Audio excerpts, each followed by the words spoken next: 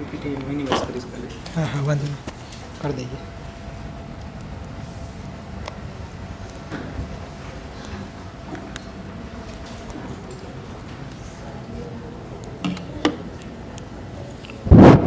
Okay. અને તમારે ગ્રાહક સુરક્ષાની કોઈ ફરિયાદ કરી હોય તો એનો ટોલ ફ્રી નંબર છે ભારત સરકારનો 1915 1915 છે, નેશનલ કન્ઝ્યુમર હેલ્પલાઇન નંબર છે. તમે કોઈ પણ પ્રકારની ફરિયાદ ત્યાં કરી શકો એઝ અ કન્ઝ્યુમર તરીકેની. કે તમે કોઈ જગ્યાએ વસ્તુ ખરીદી હોય કે ટીવી ફ્રીજ ખરીદ્યું છે, વોરંટી કાર્ડ આપેલું છે, 1 વર્ષની વોરંટી છે, પણ રિપેર ના કરતા હોય અથવા તો તમારે સંતોષકારક કામ ના આપતા હોય તો 1915 ઉપર ફરિયાદ કરી શકો છો. તમે 1915 ઉપર કોલ કરશો તમે એટલે તમને પૂછશે તમારું નામ, સરનામું, કોની સામે ફરિયાદ છે, શું ફરિયાદ છે, બધી ડિટેલ્સ તે આપવાની.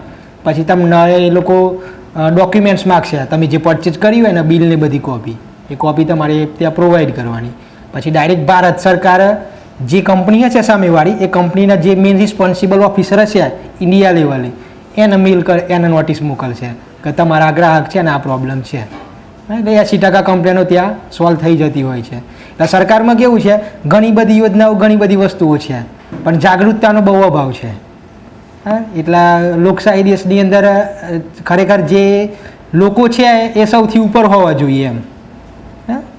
લોકો સૌથી ઉપર હોવા જોઈએ. પ્રેસિડેન્ટ, સંસદ એ બધું લોકોની નીચે છે. આપણા બંધારણ બી એ રીતે જ છે કે લોકો છે સૌથી ઉપર છે અને પ્રેસિડેન્ટ છે, પછી સંસદ છે, એ બધું લોકોની નીચે છે. અને એમની નીચે રાજ્યો, એમની નીચે સરકારી ઓફિસરો, અને સરકારી ઓફિસરો બધાને ક્લાર્કને અમે બધા તો છેક નીચે થયા એમ. અને જે રાજા છે એ તો કોણ છે? જનતા છે. અને જનતા ઓફિસમાં જતી હોય તો આમ કરીને જતી હોય કે આવું સાહેબ એમ. હા, એ તો રાજા છે, એ તો ગમે ત્યારે આવી શકે.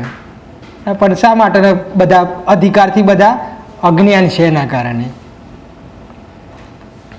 ઓકે, ડિસ્કશન બહુ કરી, હવે આગળ જોઈએ. કેટલે અટક્યા હતા આપણે?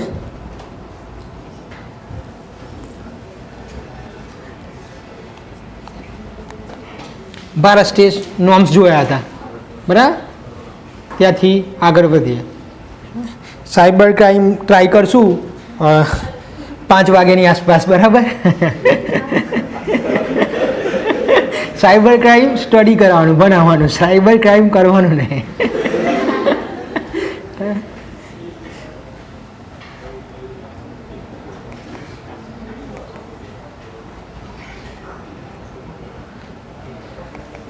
ઓકે, ચલો. ભારત સ્ટેટ નોર્મ્સની અંદર કોઈ પ્રોબ્લેમ કોઈને? ઓકે, આવડી ગયું ને? હવે આગળ જોઈએ. નેચરલ ગેસ શું શું બને? આપણે ક્રૂડ ઓઇલ જોયું. હા, ક્રૂડ ઓઇલ પછી હવે નેચરલ ગેસ જોઈએ, બરાબર? તો ક્રૂડ ઓઇલમાં શું શું સમસ્યાઓ હતી? ભારત સ્ટેટ નોર્મ્સ હતા અને ઇમ્પોર્ટ ઉપર આપણે ડિપેન્ડ છે, એ સમસ્યાઓ હતી. અને બીજી મુખ્ય સમસ્યા ક્રૂડ ઓઇલની શું છે? પોલ્યુશન. હા, કાર્બન ડાયોક્સાઇડ ને બીજું બધું પોલ્યુશન. પ્રયત્ન કર્યા પણ એ મુખ્ય સમસ્યા છે. એના કારણે પછી નેચરલ ગેસ લાવ્યા. નેચરલ ગેસની અંદર મિથેન છે, બરાબર?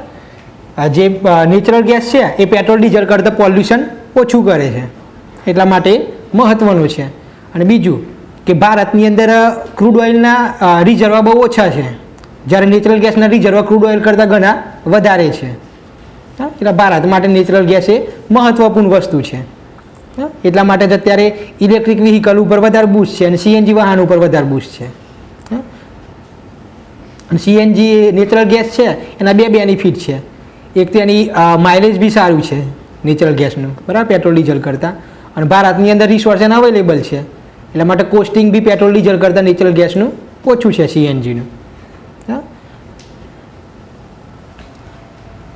શું છે નેચરલ ગેસની અંદર? તો મેઇન મિથેન હોય છે. મિથેનનું અણુસૂત્ર શું થાય? CH4, બરાબર? CH4 છે નેચરલ ગેસની અંદર મુખ્ય. Drone from gas well as found in the crude oil, બરાબર? ક્યાંથી મેળવવામાં આવે છે?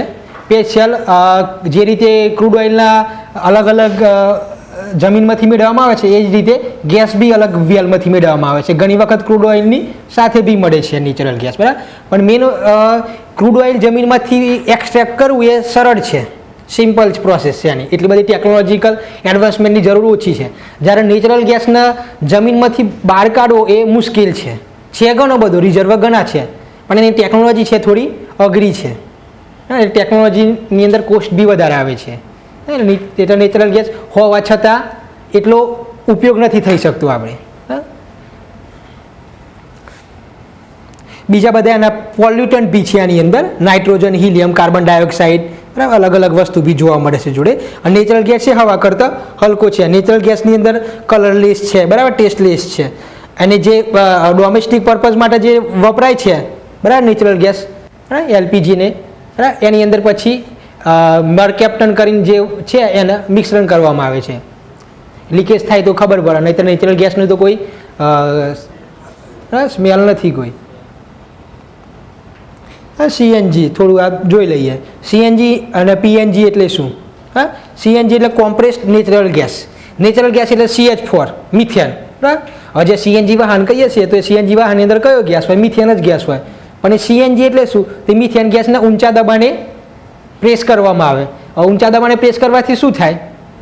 બરાબર, એનું જે વોલ્યુમ છે એ વોલ્યુમ ઘટી જાય, એટલે ઘણી મોટી સંખ્યામાં તમે એને સ્ટોર કરી શકો. એટલે સીએનજી છે કોમ્પ્રેસ્ડ નેચરલ ગેસ. અને જે સીએનજીની અંદર જે લીકેજ થાય તો ખ્યાલ આવે એના માટે સલ્ફર બેઝડ કોઈક સબસ્ટન્સ ઉમેરવામાં આવે છે જેથી સ્મેલ આવે. જ્યારે મરકેપ્ટન છે એલપીજીમાં ઉમેરવામાં આવતું હોય છે. પછી છે પીએનજી, પાઇપ નેચરલ ગેસ, બરાબર, જે આપણા ઘરની અંદર જે વપરાય છે પીએનજી એ પીએનજી છે. હવે પીએનજી સીએનજીમાં બંનેમાં છે તો CH4 જ, પણ સીએનજીમાં શું છે? કોમ્પ્રેસ કરેલું છે. જ્યારે પીએનજીમાં શું છે? કોમ્પ્રેસ કરેલું નથી હોતો, છૂટો એ વહેતો હોય છે, બરાબર, પાઇપ દ્વારા એનું ડિસ્ટ્રીબ્યુશન થતું હોય છે. Pipe natural gas similar to CNG access supplied through pipeline for household users.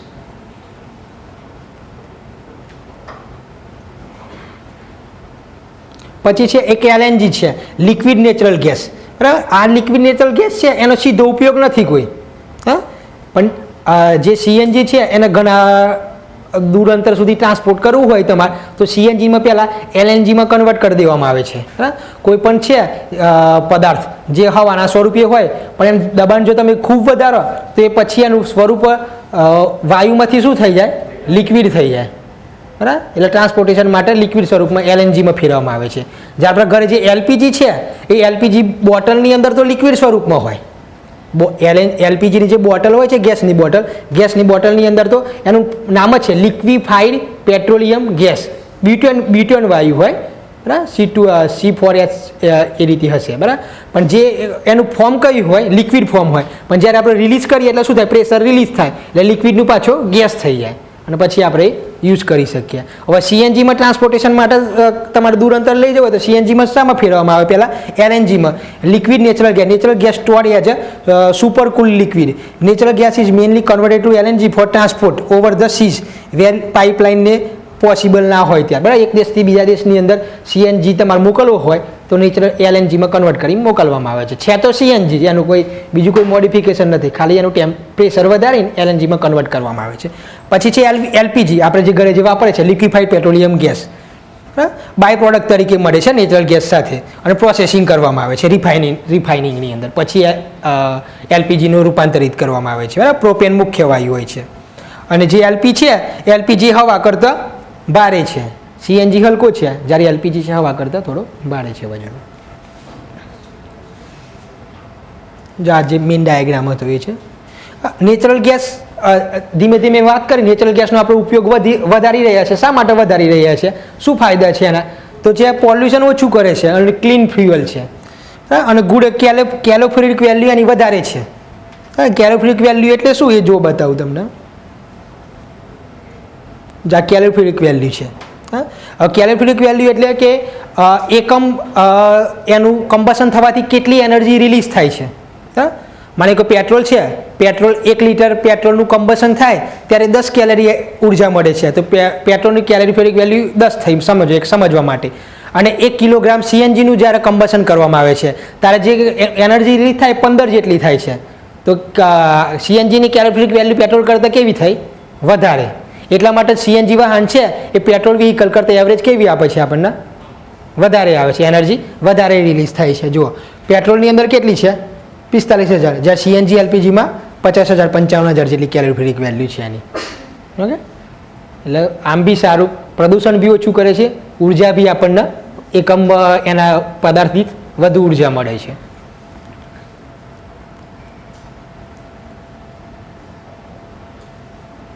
પછી આ તો ઓટોમોબાઈલની વાત કરી, પણ એ રીતે અલગ અલગ પાવર પ્લાન્ટ બી હોય છે.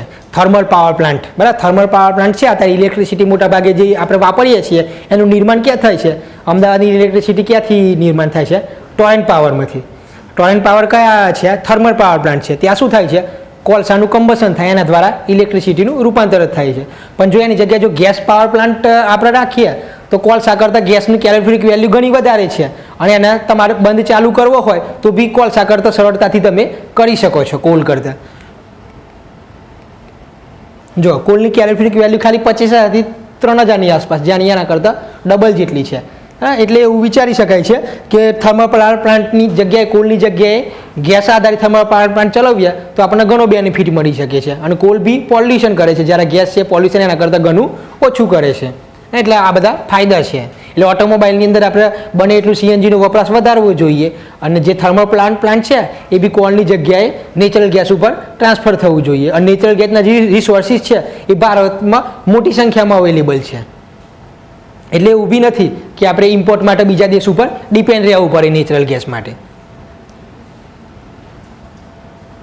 જો એવું કહેવાય છે કે હ્યુજ રિઝર્વ છે. ઇન્ટરનેશનલ એનર્જી એજન્સીએ એવું કીધું છે વિશ્વની અંદર અત્યારે 230 વર્ષ ચાલે એટલા નેચરલ ગેસના રિસોર્સિસ અવેલેબલ છે.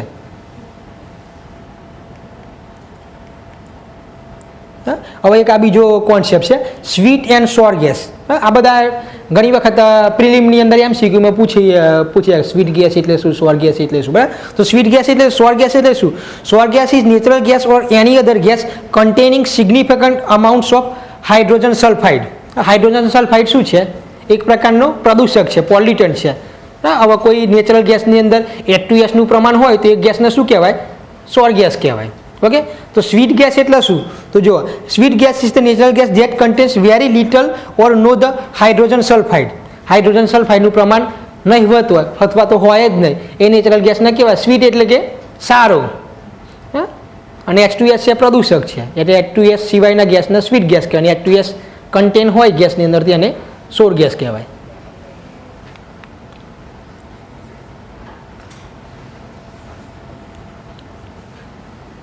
જો હવે ગેસ રિસોર્સ બે પ્રકારના છે, કન્વેશનલ ગેસ રિસોર્સ અને અનકન્વેશનલ ગેસ રિસોર્સ, બરાબર. હવે આ શું છે? જે રીતે આપણે એનર્જીમાં જોયું હતું કન્વેશનલ ફોર્મ ઓફ એનર્જી અને non conventional form of energy. તો કન્વેશનલ ફોર્મ ઓફ એનર્જીમાં કઈ એનર્જી આવે? કઈ એનર્જીના સોર્સ આવે? જે પરંપરાગત એનર્જીના સોર્સ છે, જે પહેલાંથી આપણે યુઝ કરતા આવેલા છે, પેટ્રોલ, ડીઝલ, બધા પરંપરાગત. અને અનકન્વેશનલ અથવા તો નોન કન્વેશનલ એનર્જીના સોર્સ કહેવાય કયા? હજુ સુધી આપણે યુઝ નથી કર્યા, યુઝ કરવાના સ્ટાર્ટ કર્યા છે, જે રિન્યુએબલ સોર્સ છે એને નોન કન્વેશનલ કહેવાય. એ રીતે તો unconventional source of natural gas resources એટલે શું?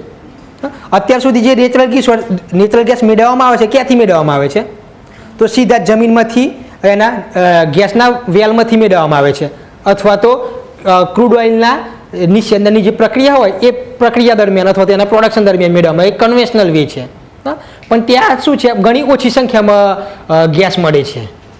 પણ જમીનની અંદર ઘણો બધો એવો ગેસ છે કે જે હજુ આપણે મેળવવાનો સ્ટાર્ટ નથી કર્યું. તો એ જે ગેસ છે ને કહેવાય અનકન્વેશનલ. હજુ સુધી આપણે એને એક્સટ્રેક્ટ કરવાનું સ્ટાર્ટ નથી કર્યું. તો અનકન્વેશનલ રિસોર્સિસ, તે પહેલાં જોઈએ અનકન્વેશનલ રિસોર્સિસ કયા કયા છે નેચરલ ગેસના.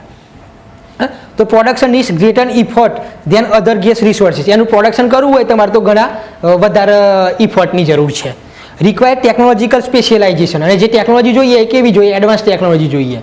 કારણ કે આની અંદર જે ગેસ હોય છે એ અલગ રીતે પહાડોની, જે જમીનની અંદર પહાડો હોય, પહાડોના છિદ્રોની અંદર ટ્રેપ થયેલો ગેસ હોય, અને આજુબાજુ પહાડો હોય, લોક હોય, તેને તમે કઈ રીતે કાઢો? એને તોડવું તો પડે પહેલાં, અને તો જમીનને ઘણા નીચે અંતરમાં હોય, ઘણા ઊંડે હોય. પહેલાં એસ્ટિમેટ લગાવવું પડે કે કઈ જગ્યાએ નેચરલ ગેસ કેટલી ક્વોન્ટિટીની અંદર રહેલો છે. એક વખત એસ્ટિમેટ લગાવ્યા પછી ત્યાં તમે ડ્રિલિંગને બધી પ્રોસેસ કરી શકો.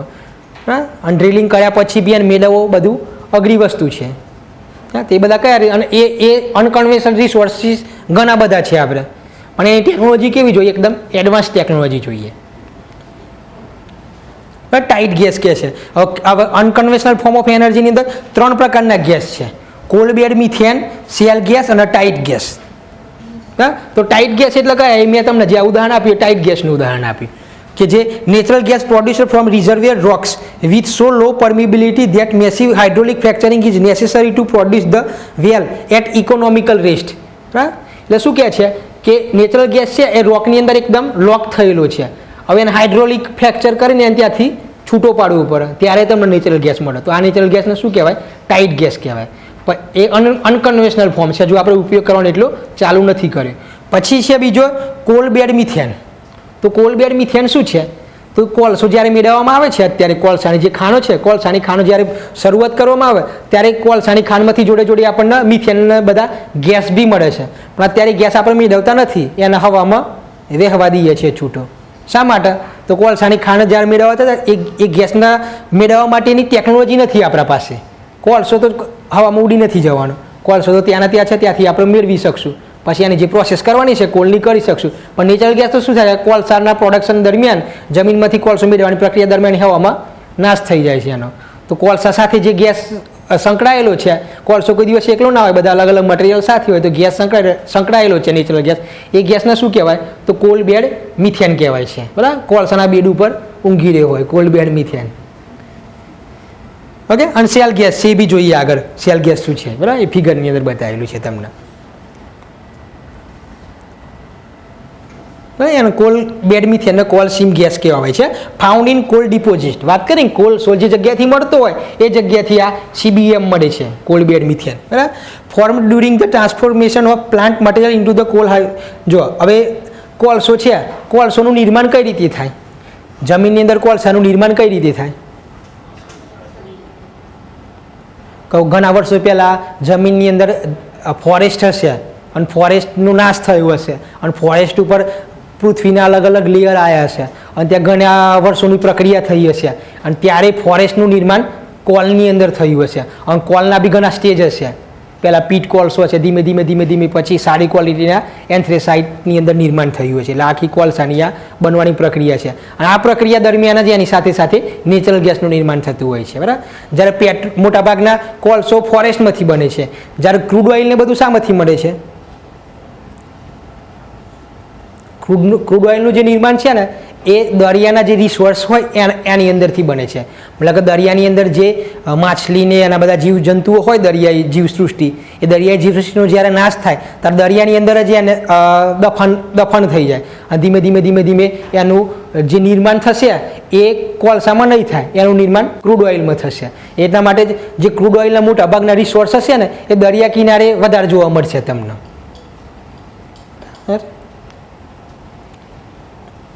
ભારતની અંદર બી તમે જુઓ નેચરલ ક્રૂડ ઓઇલના જે રિસોર્સ છે કઈ કઈ જગ્યાએ છે? બોમ્બે હાઈ દરિયાની નજીક છે.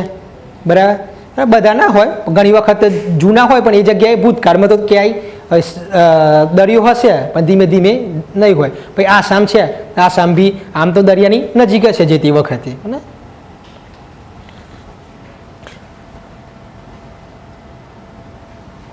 હવે કોલ્ડ બેડ મિથેન છે એ કોલ્ડ બેડ મિથેનમાંથી જે મિથેન મેળવવામાં આવે એ મિથેનને કહેવાય CBM, કોલસા દ્વારા.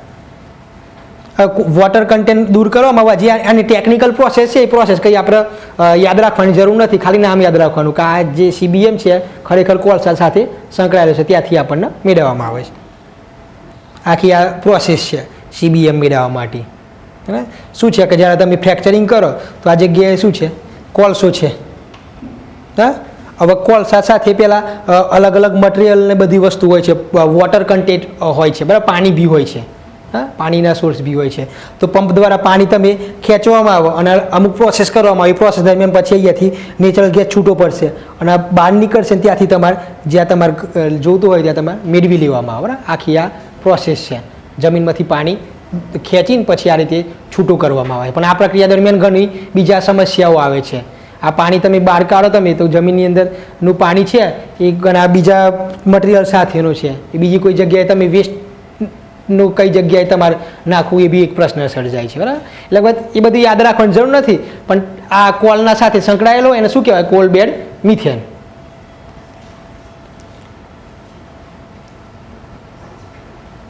જોવા છે ને પ્રોબ્લેમ શું છે wildlife habitat are disturb extraction of coal bed methane involves disposal of high salinise water બરાબર પાણી જમીનમાંથી કાઢવાનું છે હવે ક્યાં ડિસ્પોઝ કરવું એ એક પ્રશ્ન સર્જાય છે બરાબર which introduction to the fresh water ecosystem poses a serious risk એ પાણી તમે કોલસા સાથેનું પાણી તમે બહાર કાઢી નદીમાં અથવા બીજી કોઈ જગ્યાએ તમે મિક્સ કરો તો ઓરિજિનલ જે પાણીની ક્વોલિટી છે બગડી જાય છે હા બીજી બધી વસ્તુઓ છે મિથેન એટલા માટે અને મિથેન જે વાયુ છે એ બી ગ્રીન હાઉસ અસર તો કરે જ છે બરાબર આપણને સારું લાગે પણ મિથેન વાયુ બી ગ્રીન હાઉસ માટે જવાબદાર છે હા અને તમને ખબર છે કે ગ્રીન હાઉસ ઓવરઓલ પૃથ્વી ઉપર ગ્રીન હાઉસ અસર જે થાય છે એમાં સૌથી વધારે અસર કોના કારણે થાય છે કાર્બન ડાયોક્સાઇડના કારણે પણ કાર્બન ડાયોક્સાઇડનું એક અણુ જેટલું ગ્રીન હાઉસ માટે જવાબદાર છે એના કરતાં ઘણો વધારે 100 થી 200 ગણો મિથેન જવાબદાર છે એટલે મિથેનનું જે ગ્રીન હાઉસ અસર છે કાર્બન ડાયોક્સાઇડ કરતાં ઘણી વધારે છે પણ ઓવરઓલ વાતાવરણની અંદર એના પર્સન્ટેજ ઓછા છે પણ આ બધા દ્વારા તમે સીએનજી બહાર કાઢો તો ઘણું વાતાવરણમાં ફેલાય તો પછી એ બી એક નુકસાન છે એવું કહેવા માગે છે પછી આ ખાલી કોલબેડ મિથેન છે એ નામ જ યાદ રાખવાનું કોલસા સાથે હોય એ રીતે બીજો છે ગેસ હાઇડ્રેટ્સ એ શું છે તો જે મિથેન વાયુ છે ને એ ગેસિયસ ફોર્મની અંદર હોય પણ એ બરફની અંદર લોક થયેલો હોય હવે બરફ ક્યાં હોય પોલર રિજિયનમાં હોય પોલર રિજિયનની અંદર બરફ હોય બરાબર પૃથ્વીની અંદર ઉત્તર ધ્રુવ દક્ષિણ ધ્રુવ તો પોલર રિજિયનની આસપાસના એરિયામાં એ લોક થયેલો હોય બરફની અંદર એ જે ગેસ હોય એને શું કહેવાય ગેસ હાઇડ્રેટ્સ કહેવામાં આવે છે બરાબર જોઈએ ને આપણે મેળવવાનો પ્રયત્ન કોઈ કર્યા નથી ઘણી મોટી સંખ્યામાં છે એવું કહેવાય છે બરાબર તો gas hydrates naturally occurring ice like combination of natural gas and water found in polar region બરાબર દે રિસેમ્બલ વેટ સ્નો બરાબર બરફની અંદર એ લોક થયેલો હોય છે હા બીજું કઈ યાદ રાખવાનું કઈ જગ્યાએ હોય બરફ પોલર રિજિયનની અંદર ખ્યાલ આવે ને ગેસ હાઇડ્રેટ્સ બરફ છે બરફની અંદર ગેસ છે જો આ જે ગેસ હાઇડ્રેટ છે આ અલગ અલગ જગ્યાએ તમને રિસોર્સ જોવા મળે છે એના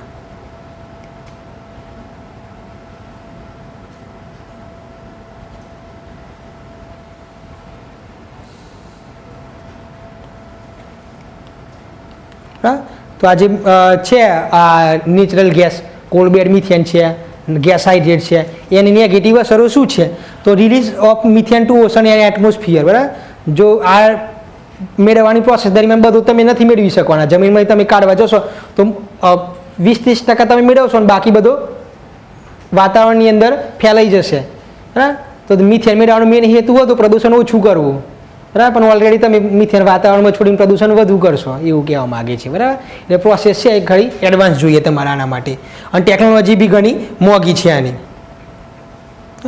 અને બીજું કે કઈ જગ્યાએ ગેસ હાઇડ્રેટ્સ રહેલો છે એ બધું તમારે નક્કી કરવું એ અઘરી વસ્તુ છે તમે નક્કી કરો ને ત્યાં પ્લાન્ટ બી નાખી દો ગેસ હાઇડ્રેટ્સ મેળવવાનું પણ જેટલો કોસ્ટને તમે કર્યું હોય એટલું તમને આઉટપુટ ના મળે તો કોઈ પછી મિનિંગ નથી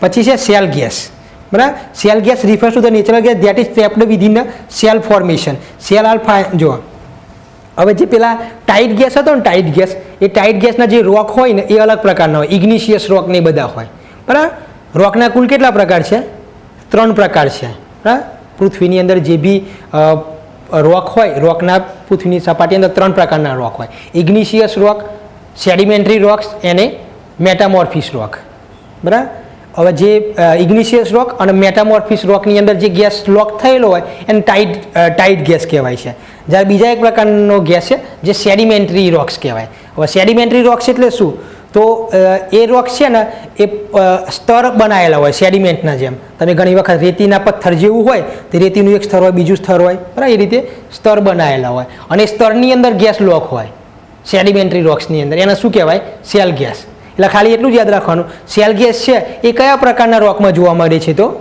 સેડિમેન્ટરી રોક્સની અંદર જોવા મળે છે ગુજરાતીની અંદર આના જળકૃત ખડકો કહેવામાં આવે છે સેડિમેન્ટરી રોક્સના પ્રસ્તર ખડકો બી કહેવામાં આવે છે પ્રસ્તર ખડકો જળકૃત ખડકો એની અંદર આ સેલ ગેસ જોવા મળે છે બરાબર તો હવે સેલ ગેસ મેળવવા માટે શું કરવાનું તો જે સેડિમેન્ટરી રોક્સ છે, હવે સેડિમેન્ટરી રોક્સ કેવાય સળંગના, દાખલા તરીકે કોઈ પથ્થર જુઓ તો પથ્થર સળંગ હોય એવું ના હોય, એક લેયર હોય, વચ્ચે થોડી સ્પેસ હોય, એના ઉપર બીજું લેયર હોય, એટલે સ્પેસ એ રીતે લેયર બાય લેયર રોક્સ હોય. હવે લેયરની અંદર ગેસ લોક થયેલો છે તો કઈ રીતે રિલીઝ કરવાનો, એને પહેલાં ફ્રેક્ચરિંગ કરવું પડે, અને ફ્રેક્ચરિંગ કરતા જઈને અને એ ગેસને મેળવતા રહેવું પડે. અને આ જે ફ્રેક્ચરિંગ કરવાનું હોય એ કઈ રીતે ફ્રેક્ચરિંગ કરવામાં આવે છે, તો હાઇડ્રોલિક ફ્રેક્ચરિંગ કરવામાં આવે છે. કન્વેન્શનલ દાખલા તરીકે તમે કોઈ વસ્તુ લીધી ડ્રિલિંગ મશીન જેવું અને ડ્રિલિંગ કર્યું એ રીતે નહીં, પાણીનો હાઈ ફોર્સ ફ્લો કરવામાં આવે અને એટલા ફ્લોથી પાણીનો ફ્લો કરવામાં આવે કે એ જગ્યાએ બરાબર તૂટી જાય રોક્સ, અને જે ગેસ છે પછી ત્યાંથી ગેસ મેળવવામાં આવે. પાણી એટલું સક્ષમ છે કે તમે એના કેટલા પ્રેશરથી વાપરો છો એ મુજબ એ કામ કરે. બરાબર, હાઇડ્રોલિક કટિંગ બી હોય છે, ટેકનિકલમાં આવે છે કે હાઇડ્રોલિક દ્વારા પાણીના ફ્લો દ્વારા ધાતુનું કટિંગ કરવામાં આવે, હાઇડ્રોલિક કટિંગ. બરાબર, તો એ રીતે આનામાં શું કરવામાં, હાઇડ્રોલિક ફ્રેક્ચરિંગ પ્રોસેસ કરવામાં આવે છે અને એ દ્વારા શેલ ગેસ મેળવવામાં આવે છે. એટલે અમેરિકાએ છે ને 2016ની અંદર મોટા પાયે શેલ ગેસનું ઉત્પાદન ચાલુ કર્યું આ રીતે હાઇડ્રોલિક ફ્રેક્ચરિંગ પ્રોસેસ દ્વારા. બરાબર, હવે શેલ ગેસનું મોટા પાયે ઉત્પાદન ચાલુ કર્યું, એના કારણે વિશ્વ માર્કેટની અંદર ઓઇલની ડિમાન્ડ છે એ 2015 પહેલાં જે હતી એના કરતાં અત્યારે ઘણી ઓછી થઈ ગઈ. ડ્રિલિંગ કરવામાં આવે છે પહેલાં વર્ટિકલ ને પછી હોરિઝોન્ટલ ડ્રિલિંગ કરવામાં આવે છે, અને એ ડ્રિલિંગની અંદર હાઇડ્રોલિક ફ્રેક્ચરિંગ કહેવાય. અને અંદર પાણી મૂકવામાં આવે, કેમિકલ સેન્ટ આર્ટિકલ ને બધું ભેગું થઈ બતાવું તમને. જો આ ફિગર જો આ રીતે છે, જો આ સેડિમેન્ટરી રોક્સ છે, સમજો તમે. ના, અહીંયાથી તમે પહેલાં આ જો અલગ ત્રણેય વસ્તુ અહીંયા બતાવેલી છે. પહેલાં કોલ્ડ બેડ મિથેન છે, જોવા. બરાબર, કોલ્ડ બેડ મિથેન છે એટલે શું છે, અહીંયા કોલસો હશે અને કોલસાની નજીકમાં જે મિથેન હશે શું છે, કોલ્ડ બેડ મિથેન. બરાબર, જ્યારે અહીંયા જે અલગ અલગ સ્ટોર છે, બરાબર, રોક્સ, અને રોક્સની અંદર જે લોક થયેલો જે હશે એ કયા પ્રકારનો છે, શેલ ગેસ છે. જો અહીંયા પ્રોપર તમને ખ્યાલ આવશે, જો આ રોક છે, અહીંયા તમને એ થયેલું છે ત્યાં. હવે શું કરવામાં આવશે, પહેલાં તો છે ને વર્ટિકલ ડ્રિલિંગ કરવામાં આવશે.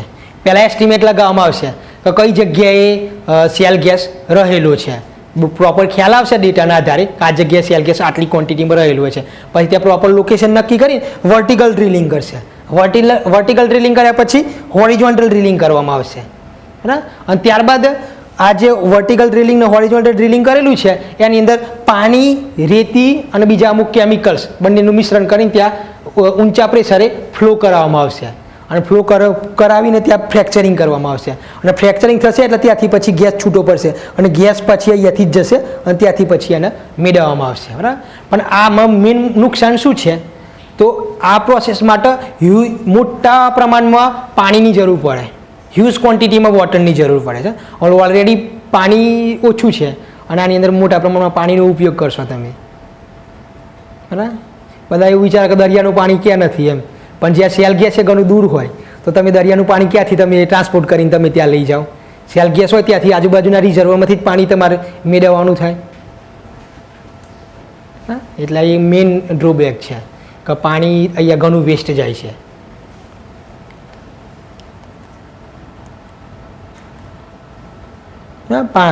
છે ને કે કેમિકલ સેન્ડ ને બધાનું મિશ્રણ કરવામાં આવે, મિશ્રણ કરેલું ત્યાં તમારે ફ્લો કરાવવામાં આવે છે.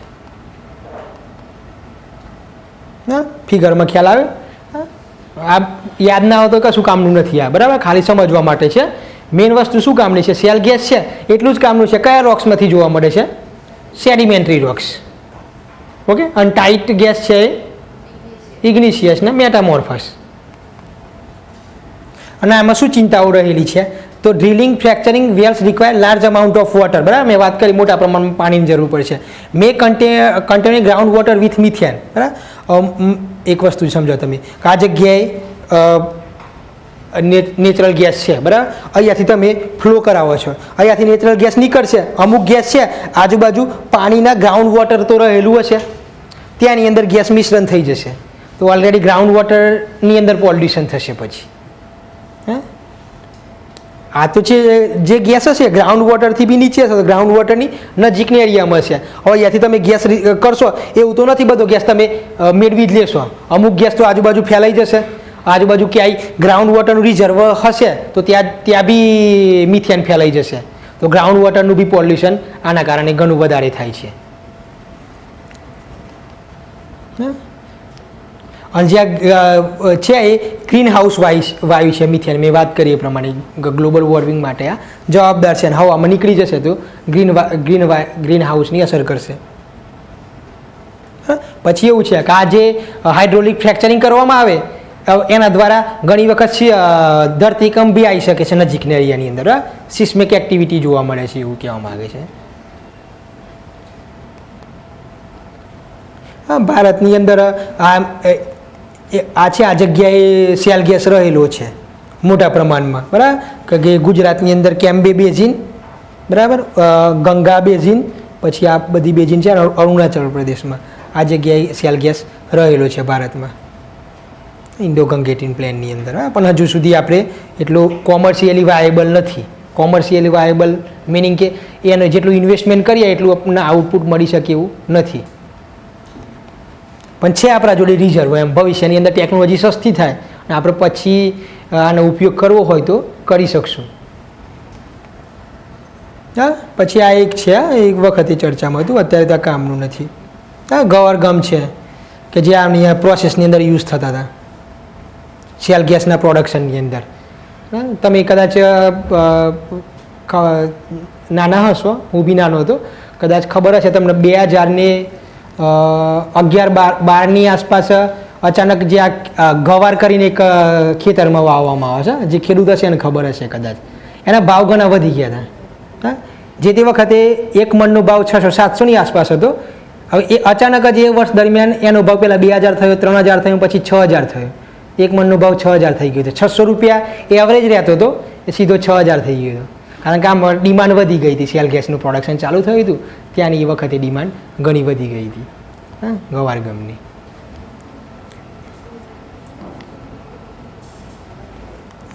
આ ગવારગમ પહેલાં મોટાભાગે એટલા માટે પ્રોડક્શન કરવામાં આવતું હતું કે ખેતીની અંદર જે બળદ હોય બળદના ખવડાવવા માટે. બળદ એક વર્ષના 4-5 મણ ગવાર ખવડાવવામાં આવે. એટલે 400-500નો ભાવ હોય તો બી 2500-3000ના ગવાર ખવડાવવામાં આવે. પણ એ વખતે ભાવ કેટલો 6000નો થઈ ગયો હતો અને 3 મણ બળદના ગવાર ખવડાવ્યો તમે તો 20000ના ગવાર થાય. અને એ વખતે બળદ 10,000નો આવતો હતો.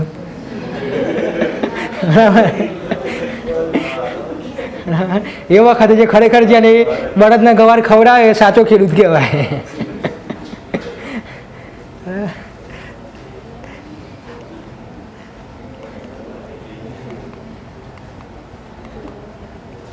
ઓકે, અલગ અલગ આ વિશ્વની અંદર કેટલા ગેસના રિઝર્વ રહેલા છે એ આ એક ફિગર મૂકેલી છે અમે. યુએસનું જીઓલોજીકલ સર્વે છે ને આ ડિઝાઇન કરેલું છે. ભારતની અંદર બી જોઈ શકીએ છીએ આપણે કઈ કઈ જગ્યાએ બતાવે છે. ગુજરાતની નીચે બતાવે છે આ જગ્યાએ રહેલું છે અને આસામની અંદર આ જગ્યાએ રહેલું છે.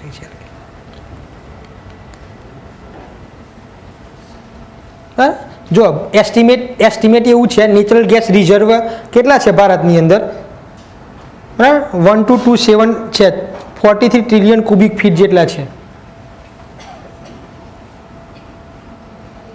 અત્યારે બી જો ભારત જેટલો નેચરલ ગેસ યુઝ થાય છે એના 40-45% જેટલો આપણે ઇમ્પોર્ટ કરીએ છીએ. ઓલરેડી આપણા જોડે અવેલેબલ રિસોર્સ છે છતાં બી. જો કે ક્રૂડ ઓઇલ કરતાં તો સારું છે, ક્રૂડ ઓઇલની અંદર આપણે 80% જેટલો ઇમ્પોર્ટ કરીએ છીએ.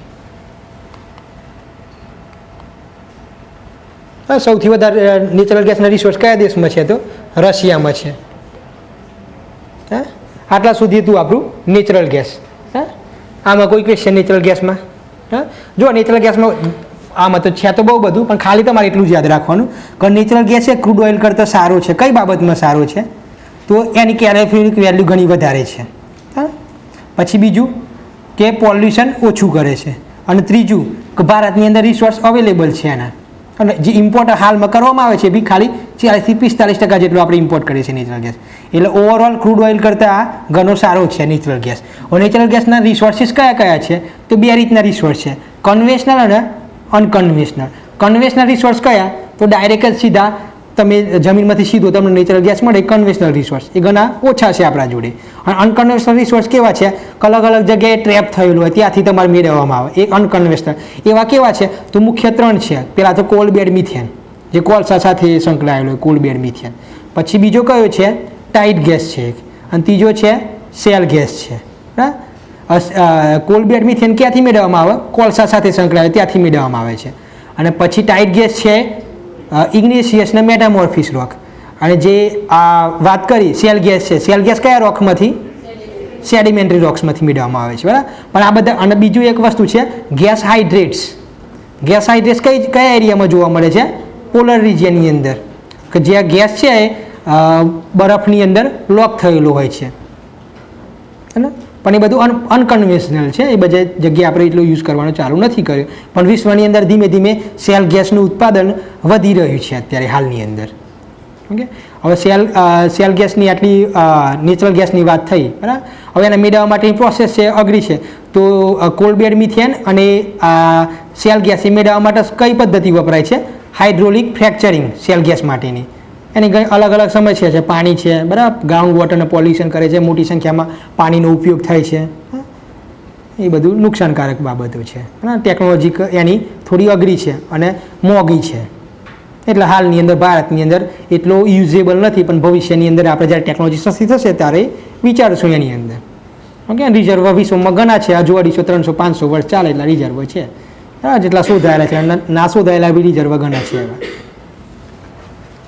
ઓકે, ગેસમાં કોઈ પ્રોબ્લેમ? ઓકે, ગેસમાં કોઈ પ્રોબ્લેમ? ચાલો,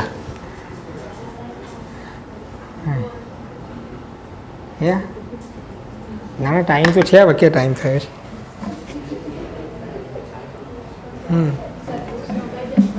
બુક્સ, આ તો ચાલો બધાના માગણી છે બુક્સનું લિસ્ટ. તો આપણે બુક્સ લખાવું દરેક સબ્જેક્ટની.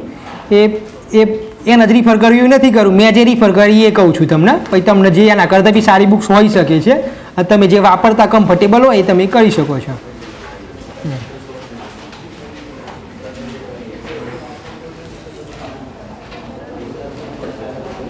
પહેલાં છે ઇતિહાસ, હિસ્ટ્રી. જો હિસ્ટ્રીમાં 4 પ્રકારના અલગ અલગ વસ્તુઓ છે. કેવી સમજો તમે? પહેલાં છે એન્શિયન્ટ હિસ્ટ્રી, બરાબર, પ્રાચીન ભારત. પછી છે મેડિવલ હિસ્ટ્રી, મધ્યકાલીન ભારત. પછી છે મોડર્ન હિસ્ટ્રી, આધુનિક ભારત. 3 ભારતની હિસ્ટ્રી અલગ અલગ રીતે છે. અને ચોથી વસ્તુ છે હિસ્ટ્રી ઓફ ગુજરાત, ગુજરાતની હિસ્ટ્રી, બરાબર. તો 4 વસ્તુ અલગ અલગ જગ્યાએથી કરવાની થાય. પહેલાં છે પ્રાચીન ભારત. પ્રાચીન ભારત માટે 2 બુકો છે, બરાબર. અથવામાં આ વાપરો અથવા તો આ વાપરો, બરાબર. 11મા ધોરણની GCRT, ગુજરાત સરકારની GCRT સ્ટાન્ડર્ડ 11, 11મા ધોરણની GCRT પ્રાચીન ભારત માટે. એમાં મધ્યકાલીન ભારત બી આવી જશે તમારે. પ્રાચીન ભારત, મધ્યકાલીન ભારત બંને છે 11મા ધોરણની GCRT. અથવા તમારી જોડે ટાઈમ હોય અને તમને રસ હોય વધારે વાંચનનો અને ટાઈમ હોય તમારી જોડે તો બીજી બી તમે વાંચી શકો છો. આના સિવાય 11મા ધોરણની NCERT પ્રાચીન ભારત, ઓલ્ડ NCERT, રામશરણ શર્મા, લેખકનું નામ છે Ramsharan Sharma. Old NCERT 11th standard મળી જ જશે. ઝેરોક્સ બધા અવેલેબલ જ હોય છે, બરાબર. ઓનલાઈન રિસોર્સમાં બી અવેલેબલ હોય છે આ પ્રાચીન ભારત માટેની. ઓકે, અને તમે GCRT વાંચો તો બી એ સારી જ છે, કમ્ફર્ટેબલ છે, કોઈ એવું છે નહીં, એ બી સારી જ છે GCRT બી. અને કદાચ તમારે GCRT ના વાંચ્યું હોય અને NCERT એ ના વાંચ્યું હોય તો તમિલનાડુ પ્રકાશનની 11મા ધોરણની હિસ્ટ્રીની બુક સારી છે. બુક તમિલનાડુ ઇંગ્લિશમાં છે, સિમ્પલ ઇંગ્લિશ છે. તમિલનાડુ પ્રકાશનની 11th સ્ટાન્ડર્ડની હિસ્ટ્રીની બુક્સ. ત્રણે વાંચવાની, ગમે તે એક જ વાંચવાની. મેં 3 વાંચી હતી, મને એટલો કોઈ જાજો બેનિફિટ નહોતો થયો, નુકસાન થયું હતું. બરાબર, કન્ફ્યુઝ થઈ જવાય. પછી ક્વેશ્ચન પૂછાય તો બીજી બુકમાં થોડું ડિટેલમાં, બીજામાં કંઈક અલગ કીધેલું હોય, એટલે પછી જે તે વખતે મેન્સમાં યાદ ના આવે તમને કે ખરેખર આમાં શું લખવું એમ. આ પ્રાચીન ભારત છે, બરાબર. પછી છે મધ્યકાલીન ભારત. હવે જો મધ્યકાલીન ભારત છે ને એમાં શું છે કે અત્યારે જે આપણે GPSC છે, UPSCનો ટ્રેન્ડ છે એ એવો છે કે મધ્યકાલીન ભારત ઉપર ક્વેશ્ચન ઓછા પૂછે છે. GPSC તો લગભગ 2021 સુધી તો કોઈ ક્વેશ્ચન આવી જ નહોતો મધ્યકાલીન ભારત ઉપર. 2017થી તે 2021 સુધી, બરાબર. દિલ્હી સલ્તનત ઉપર બી કોઈ ક્વેશ્ચન નહોતો કે મુગલ કાળ ઉપર બી ક્વેશ્ચન નહોતો મેન્સની અંદર. અને પ્રિલિમની અંદર બી ઘણા ઓછા ક્વેશ્ચન આવે છે. એટલે મધ્યકાલીન ભારત છે એની અંદર અત્યારે એટલો ઇફોર્ટ ના લગાવતા, પાછળથી બધું તૈયાર થઈ જાય ત્યારે જોવું હોય તો મધ્યકાલીન ભારત જોવાનું, પણ લખી રાખો ક્યાંથી જોવાનું એ તમારે. તો એક બુક છે લુસેન્ટની જીકે, LUCENT, લુસેન્ટ, LUCENT, લુસેન્ટ.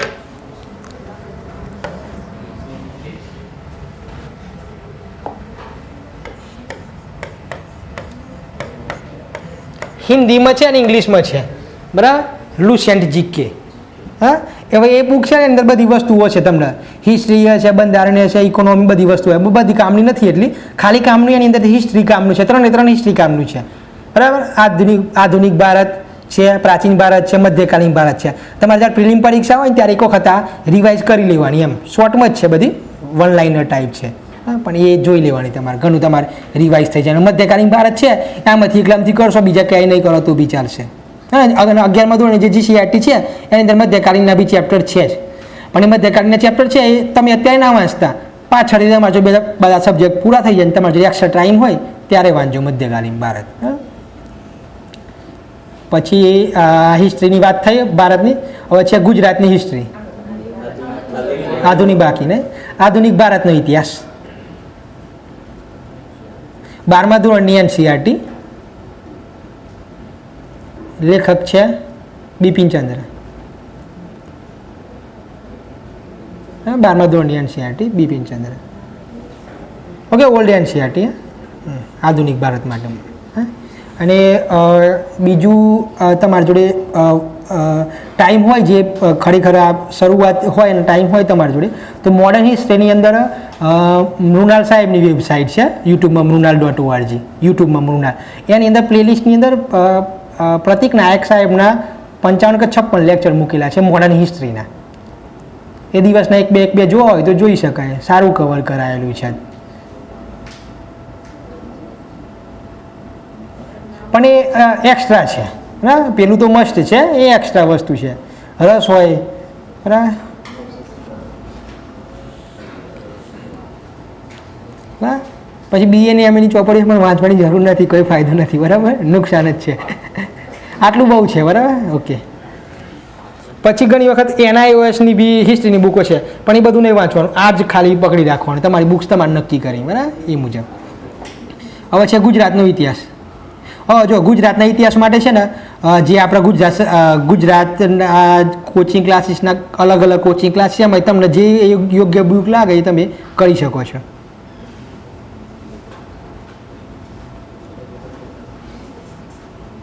ઓકે, એ થયો આ ગુજરાતનો ઇતિહાસ. તમને જે યોગ્ય બુક લાગે એ તમે પરચેઝ કરી શકો છો ગુજરાતના ઇતિહાસ માટેની, બરાબર. અને યુનિવર્સિટી ગ્રંથ નિર્માણ બોર્ડની બી બુકો ગુજરાતના ઇતિહાસની છે, પણ એની અંદર એક હરિપ્રસાદ કેવું કંઈક નામ છે, પણ એ બહુ ડિટેલ્સમાં છે, એમ એ ફાયદો એનો ઓછો છે. પછી ગુજરાતનો સાંસ્કૃતિક ઇતિહાસ છે એક બુક, રજની શર્માની છે, પણ એવું બધું તમારી જોડે રસ હોય, માર જેવો ટાઈમ હોય તો, બાકી કોઈ કરવાની જરૂર નથી, બરાબર. એટલે ગમે તે એક પ્રકાશનની કોઈ એક બુક તમારે પરચેઝ કરી લેવાની, કોઈ બી પ્રકાશનની તમને સારી લાગે કન્ટેન્ટ જોઈને, બરાબર, એટલું ડિપેન્ડ નથી. આ થઈ હિસ્ટ્રી. પછી બંધારણ.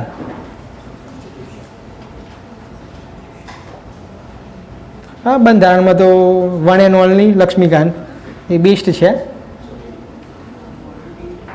પોલિટીમાં લક્ષ્મીકાંત છે. અને ગુજરાતીમાં તમારે જોતી હોય તો ગુજરાતીની અંદર ગમે તે પ્રકાશનની જોવાની, તમને જે યોગ્ય લાગે એ પરચેઝ કરી લેવાની, બધામાં સરખી જ હોય છે, એવું છે. અને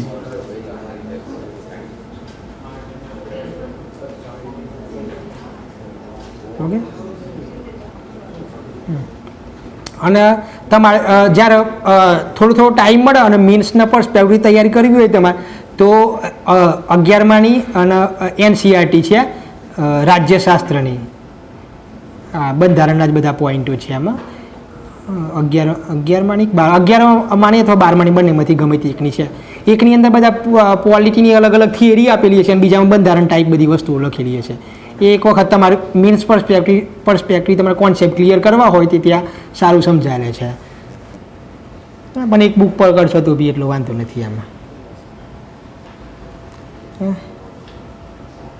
પછી છે ઇકોનોમી, બરાબર.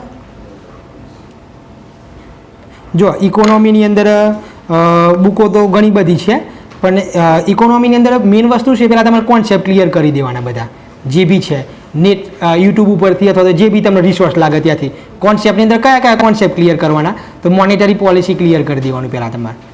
પછી છે બેલેન્સ ઓફ પેમેન્ટ, બરાબર, international trade, balance of payment. પછી બજેટના પોર્શન, બરાબર, કે ભાઈ revenue portion, capital portion, revenue deficit, primary deficit, એ બધા કોન્સેપ્ટ તમારે ક્લિયર કરી દેવાના. અને ત્યારબાદ જે કરંટ હોય ને એ કરંટ જે ચર્ચામાં હોય એ વાંચતા રહેવાનું.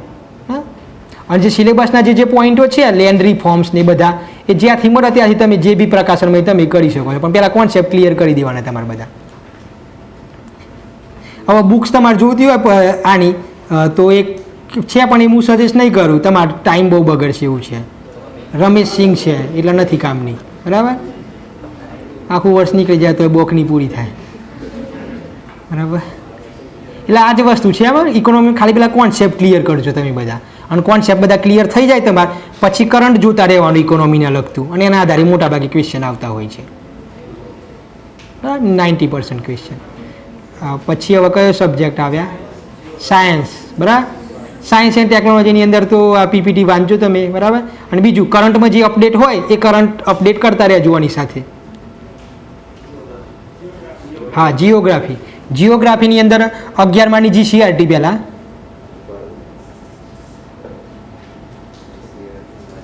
અગિયારમાની જીસીઆરટી અને 11માની એનસીઆરટી.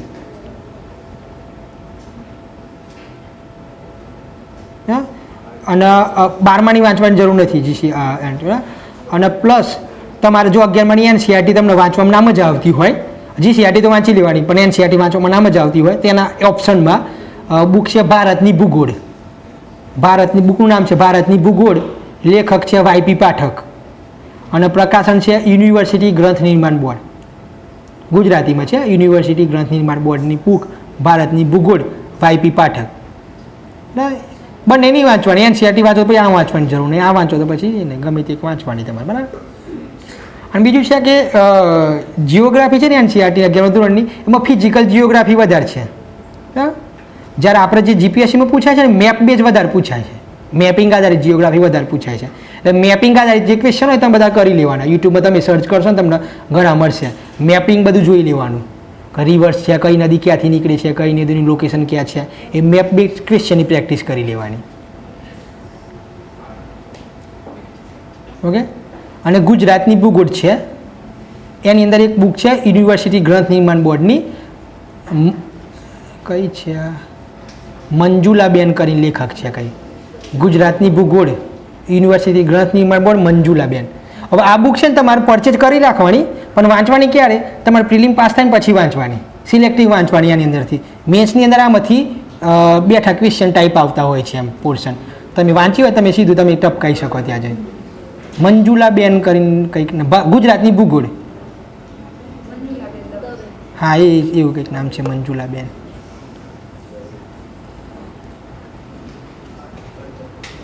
ઓકે.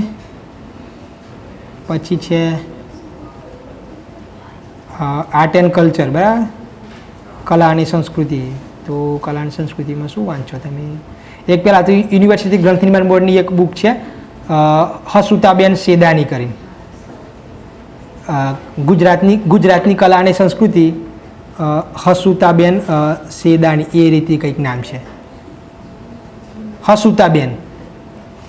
એ સારી બુક છે આપણા જીપીએસસી માટેની, ઘણી સારી બુક છે. એમાં જે પોર્શન છે બધા મોટા ભાગની એની અંદર કવર છે, બરાબર. એ આપણે ગુજરાતની આર્ટ એન્ડ કલ્ચર કરી શકો. પછી બીજું છે કે યુપીએસસીનો આર્ટ એન્ડ કલ્ચરનો સિલેબસ અને આપણો સિલેબસ ઘણો ડિફરન્ટ છે. યુપીએસસીનું આર્ટ એન્ડ કલ્ચર છે એમાં ભારતનું ઘણું બધું વધારે છે, જ્યારે આપણે ભારતનું ઓછું છે. યુપીએસસી માટે તમે પ્રિપેરેશન કરતા હોય તો એ કલા અને સંસ્કૃતિ માટે 2 બુકો છે, એક નીતિન ગાણિયા છે અને અથવા તો 11મા ધોરણની એનસીઆરટી છે. બંનેમાંથી ગમે તે એક વાંચવાની. પણ જો જીપીએસસીની તમે પ્રિપેરેશન કરવી હોય તમારે તો એ પેલામાં ટાઈમ બગાડવાનો એટલું જરૂર નથી એમ. અને જે ગુજરાત અને ભારતના કલા સંસ્કૃતિ જે પોર્શન હોય બહુ ઓછા, એ થોડા જોઈ લેવાના યુટ્યુબમાં સર્ચ કરી જે મળે તમને, બીજું એટલો ટાઈમ નથી બગાડવાની જરૂર એની અંદર. ઓકે. હવે કયો સબ્જેક્ટ બાકી રહે? આવી ગયા ને બધા મોસ્ટલી? હે મેથ્સમાં તો હવે શું બુક કરવાની, મેથ્સ તો આવડતું જ હોય એમ બધાને, પ્રેક્ટિસ કરવાની જે હોય બધા જૂના પેપરની જે બુક મળે. હા મેથ્સ લોડ લઈને નહીં કરવાનું, મેથ્સમાં ખાલી ટાર્ગેટ રાખવાનું 50માંથી 20-25 આવી જાય એટલે ભયો એમ બરાબર, જંગ જીત્યા. હે ગુજરાતી વ્યાકરણ તો આમાં ક્યાં આવે છે આપણે અત્યારે? ગુજરાતી વ્યાકરણ માટે અલગ અલગ ઘણા પ્રકાશન છે, પ્રાઇવેટ પ્રકાશનની કોઈ બી પરચેસ કરી લેવાની તમને સારી લાગે ગુજરાતી વ્યાકરણ માટેની. તો પછી હવે કયા છે આવી ગયા બધા મોટા ભાગ, અને કરંટ અફેર્સ. બરાબર, કરંટ અફેર્સ માટે મેં કાલે વાત કરી હતી તમને એ પ્રમાણે. ઓનલી આઈએસનો રોજ એક વિડીયો જોવાનો, ન્યૂઝપેપર વાંચવાનું અને મંથલી મેગેઝિન ફોલો કરવાનું. હા ગમે તે ગુજરાતના પ્રકાશનનું કોઈ એક કરવાનું, અને બીજું તમને જે લાગે એ સારું. વિઝન આઈએએસ લાગે તો પણ વિઝન આઈએએસ કરો ને તો પણ થોડું ધ્યાન રાખીને વાંચવાનું એમ. ને 1 મહિના સુધી વિઝન આઈએએસનું મટીરિયલ જ વાંચશો તો બી મહિનો નીકળી જશે, એટલે એટલા બીજા મહિનાનું મેગેઝિન બી આવી ગયું હશે તમારે. બરાબર, એટલે સિલેક્ટિવ વાંચવાનું એની અંદરથી. ઓકે ઓકે આટલું છે. હવે આગળ વધશું આપણે, સાયબર સિક્યુરિટી ઉપર જવું છે. હા તો ચલો બધાને માન આપીને સાયબર સિક્યુરિટી ઉપર આગળ વધીએ. બરાબર,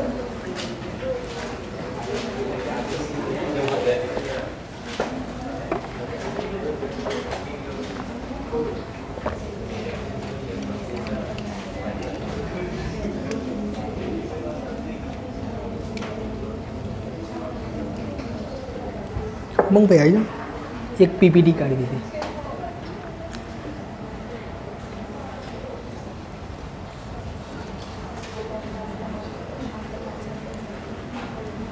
પેન ડ્રાઈવમાંથી એક પીપીટી કોપી કરી.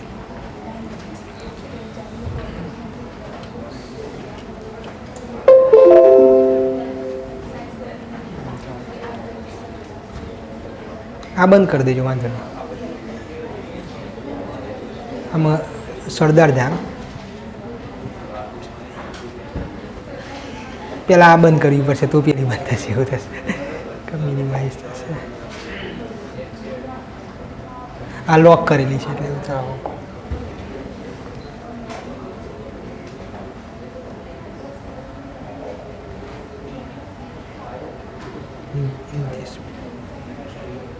USB Sardar Dham.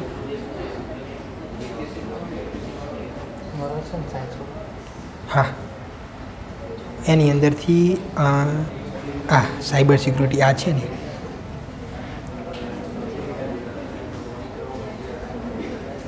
Okay copy here કરી દેજો એટલે થઈ જશે. બગાઈ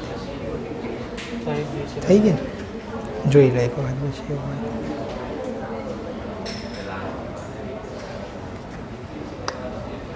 ઓકે 12 આવી ગયા અહીંયા, વાંધો નહીં. ચાલો હા એક જ બસ એ જ. ચલો થેન્ક યુ.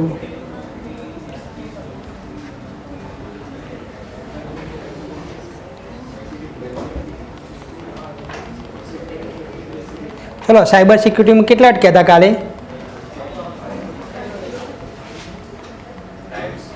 ટાઈપ્સ આ બધું થઈ ગયું હતું. બરાબર, બોટનેટ થઈ ગયું, સ્પામિંગ થઈ ગયું હતું, ફિશિંગ આઈડેન્ટિટી થેફ્ટ થઈ ગયું હતું. ચેલેન્જીસ બી આપણે આઈ થિંક જોઈ હતી, હે ને? ઓકે આટલા આવ્યા હતા, આટલાથી આગળ જવાનું બાકી હતું. બરાબર, ઓકે જો સાયબર સિક્યુરિટી આપણે કાલે જોયું. બરાબર, શું શું જોયું એની અંદર? પહેલાં તો સાયબર સિક્યુરિટીની વ્યાખ્યા જોઈ. સાયબર સિક્યુરિટીની વ્યાખ્યામાં શું આવે? સાયબર સિક્યુરિટી એટલે શું? પ્રોટેક્શન. અને પ્રોટેક્શન શાનું પ્રોટેક્શન કરવાનું? ડેટા, સોફ્ટવેર અને હાર્ડવેરનું. શાનાથી પ્રોટેક્શન કરવાનું? સાયબર અટેકથી. ઓકે કે સાયબર સિક્યુરિટી. પછી સાયબર અટેકના પ્રકાર જોયા હતા. કેટલા પ્રકાર સાયબર અટેકના? મુખ્ય 2 રીતે જોયા હતા. બરાબર, મોટિવ કયો છે અને કઈ રીતને એનો સાયબર અટેક થાય છે. બરાબર, મોટિવના આધારે કેટલા પ્રકાર હતા? બરાબર, જો ભૂલી જાઓ છો, ચાલતું હશે આવું. જો મોટિવના આધારે 4 પ્રકાર હતા. Cyber espionage, cyber terrorism, cyber warfare અને સાયબર ક્રાઇમ. એમાં સાયબર એસ્પિયોનોજ એટલે સાયબર જાસૂસી કરવામાં આવે. અને સાયબર ટેરરિઝમ એટલે ટેરર ઓર્ગેનાઇઝેશન દ્વારા જે સાયબર અટેક થાય અને એનો ઉદ્દેશ્ય દેશની એકતા અખંડિતતાના ખતરો પેદા કરવાનો, બરાબર, એ સાયબર ટેરરિઝમ કહેવાય. પછી છે સાયબર વોરફેર એટલે શું, તો એક દેશ બીજા દેશ ઉપર સાયબર હુમલો કરે એને શું કહેવાય, સાયબર વોરફેર. પછી છે સાયબર ક્રાઇમ, તો જે જનરલી જે બધા સાયબર ક્રાઇમ થાય છે એ સાયબર ક્રાઇમ કેટેગરીની અંદર મૂકેલા છે. અને કઈ કઈ રીતના ક્રાઇમ છે તો આ બધા જોયા હતા, હેકિંગ, માલવેર, બોટનેટ, સ્પામિંગ, ફિશિંગ અને આઈડેન્ટિટી થેફ્ટ.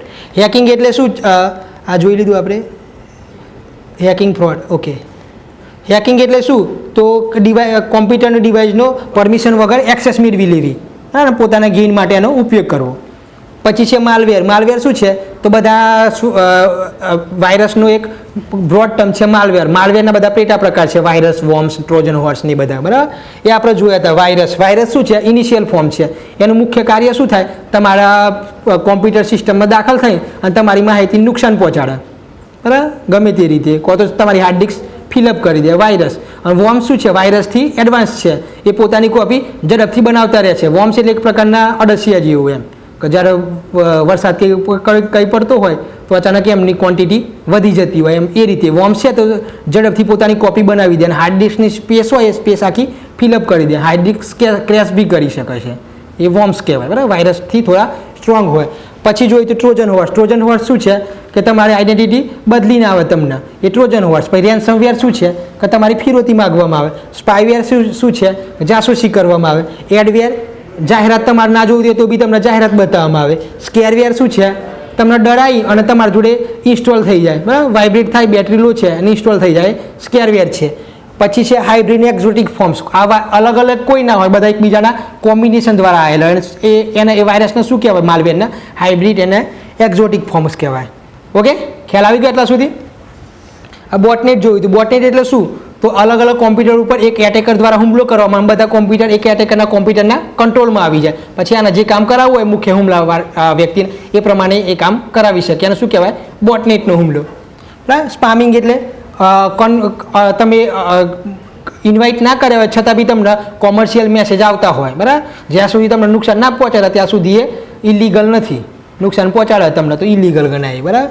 ફિશિંગ શું છે, સેન્સિટિવ ઇન્ફોર્મેશન તમારી ચોરી લેવામાં આવે તમને ખોટી રીતે. મેં વાત કરી હતી કાલે, ઉદાહરણ બી આપી હતું કે તમે નેટ બેન્કિંગમાં લોગિન કરતા હોય, પેજ બી તમને SBIનું લાગે અને તમે આઈડી પાસવર્ડ લખો પણ એ પેજ હેકરે બનાવેલું એના જેવું સેમ પેજ તમને લાગે, તો તમારા આઈડી પાસવર્ડ એમના જોડે જતા, પછી એનો મિસયુઝ કરે, તે શું કહેવાય, એક પ્રકારનું ફિશિંગ.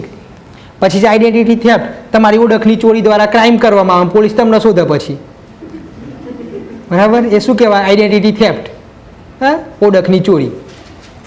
હા, criminal gain access to your personal information, user name અને ફિંગરપ્રિન્ટ બધાનો ઉપયોગ કરે. ચેલેન્જ શું છે સાયબર અટેકની, એ બી જોઈ હતી.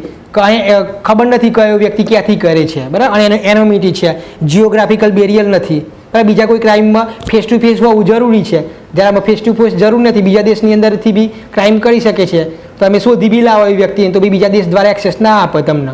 હા, અત્યારે બીજા ફ્રોડર છે બધા બીજા દેશની અંદર જતા રહેલા છે અલગ અલગ, આપણે ઘણા ટાઈમથી બોલાવીએ છીએ પણ કોઈ બીજા દેશ આપતા નથી આપણને.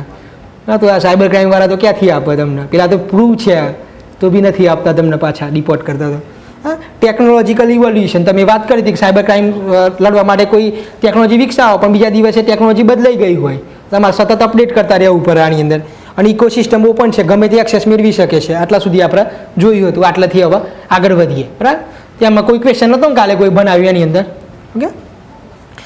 ક્વેશ્ચન હોય તો બી અત્યારે નહીં, પછી સોલ્યુશન કરશું, બરાબર, પૂરો થાય લેક્ચર પછી. બે રીતે તમે સાયબર સિક્યુરિટી સામે લડી શકો છો. આ ક્વેશ્ચન પૂછાય, સાયબર સિક્યુરિટી એટલે શું અને સાયબર સિક્યુરિટી સામે ભારત સરકારે શું પગલાં લીધેલા છે, તો આ બધા પોઈન્ટો એમાં લખવાના થાય. તો બે રીતે સાયબર સિક્યુરિટીના પગલાં લીધેલા છે, કાયદાકીય પ્રોવિઝન અને ઇન્સ્ટિટ્યુશનલ એટલે કે સંસ્થાકીય પ્રોવિઝન. કાયદાકીય પ્રોવિઝનની અંદર શું છે, તો મુખ્ય 3 કાયદા છે સાયબર સિક્યુરિટી માટેના. એક IT એક્ટ છે 2000ની અંદર આવ્યો હતો અને એક્ટમાં 2008માં સુધારો કરવામાં આવ્યો હતો. પછી બીજો છે કંપની એક્ટ 2013માં આવ્યો હતો, બરાબર. કંપની એક્ટની અંદર સાયબર સિક્યુરિટીના પ્રોવિઝન છે. અને એક પોલિસી છે નેશનલ સાયબર ક્રાઇમ પોલિસી, એ બી 2013માં આવી હતી. પણ સાયબર સિક્યુરિટી માટેનો સ્પેસિફિક અલગ કાયદો નથી કોઈ ભારતની અંદર, ઓકે, આ વસ્તુ છે. પછી છે સંસ્થાકીય પ્રોવિઝન, એ બધી વસ્તુ હવે ડિટેલમાં જોઈએ. એક મુખ્ય સંસ્થા કઈ છે? Shirt in. ઓકે, હવે આઈટી એક્ટ 2000માં આવે તો શા માટે એક્ટ 2000માં પહેલાં તો આઈટી એક્ટ લાવવામાં આવ્યો? તો સાયબર ક્રાઇમ માટે એક્ટ નહોતો લાવવામાં આવે, એનો પર્પઝ બીજો હતો, બરાબર. તો ઇન્ટરનેટના બધાનો ઉદ્ભવ 1990 પછી વધ્યો અને ધીમે ધીમે બધા ઈમેલના ટ્રાન્ઝેક્શન બધું 2000ની આસપાસ ઘણા વધી ગયા, બરાબર. હવે કોઈ પણ લોકશાહી દેશ હોય, બરાબર, અથવા એવો દેશ કે જે કાયદાનું શાસન હોય, તે એ દેશની અંદર શું હોવું જોઈએ? દરેક વસ્તુ કાયદાકીય રીતે ડિફાઇન થયેલી હોવી જોઈએ, બરાબર. કે તમે કોઈને મેલ કરો છો અથવા મેલથી કોઈ વસ્તુ તમે ટ્રાન્ઝેક્શન કરો તો એ ગણાય કે વેલિડ ગણાય કે નહીં? તો કાયદામાં પ્રોવિઝન હોય ને વેલિડ ગણવાનું, તો જ એ વેલિડ ગણી શકાય, બરાબર. ઓનલાઈન તમે ટ્રાન્ઝેક્શન કરો છો, કોઈનામાં તમે પૈસા મોકલાવો છો, પૈસા મોકલાય, પૈસા પહોંચ્યા નહીં, તમારે કમ્પ્લેન કરવી હોય, પણ ભારતની અંદર ઓનલાઈન ટ્રાન્ઝેક્શનનો કોઈ કાયદો જ ના હોય, કોઈ જગ્યાએ એને બેકિંગ ના હોય, તો તમારી કોઈ ફરિયાદ કોઈ જગ્યાએ રજીસ્ટર ના થાય, બરાબર. દરેક વસ્તુનો કોઈ લો હોવો જોઈએ, લોના આધારે એનું બેકિંગ હોવું જોઈએ. એટલે ઇન્ટરનેટના બધાનો મહત્વ વધી રહ્યું, તો એના માટે દરેક વસ્તુનો લો પ્રોવાઈડ કરવા માટે આઈટી એક્ટ 2000ની અંદર આવ્યો. એનું શું કામ હતું? Legalise electronic transaction.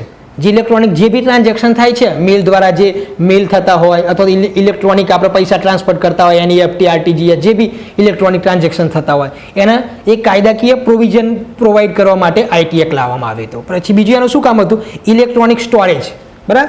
અત્યારે તો તમે કોઈ માહિતી ઇલેક્ટ્રોનિકલી સ્ટોરેજ કરી શકો છો અને તમે બતાવી શકો છો. તમે તમારું ડ્રાઇવિંગ લાયસન્સ છે એ તમારે ફિઝિકલ રાખવાની જરૂર નથી, તમારી જોડે એપ્લિકેશનમાં છે, પછી આ ડિજિટલ લાઇબ્રેરી છે, બરાબર, એની અંદર હોય તમારા કોઈ ડોક્યુમેન્ટ્સ, તે વેલિડ છે, તમે બતાવી શકો છો, ફિઝિકલ રાખવાની જરૂર નથી. પણ એને પાછળ લો બેકિંગમાં છે કે આ લો એ આઈટી એક્ટમાં જોગવાઈ છે કે આ બધું છે વેલિડ ગણાશે એમ, એટલા માટે વેલિડ છે. એટલે બધાને વેલિડેશન આપવા માટે ઇલેક્ટ્રોનિક સ્ટોરેજ.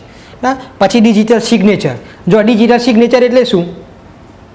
2013ની અંદર યુપીએસસીની મીન્સની અંદર આ ક્વેશ્ચન પૂછાયું હતું. ડિજિટલ સિગ્નેચર એટલે શું? એનાથી તમે શું સમજો છો? એ રીતનો જ કંઈ ક્વેશ્ચન હતો. તો ડિજિટલ સિગ્નેચર એટલે શું?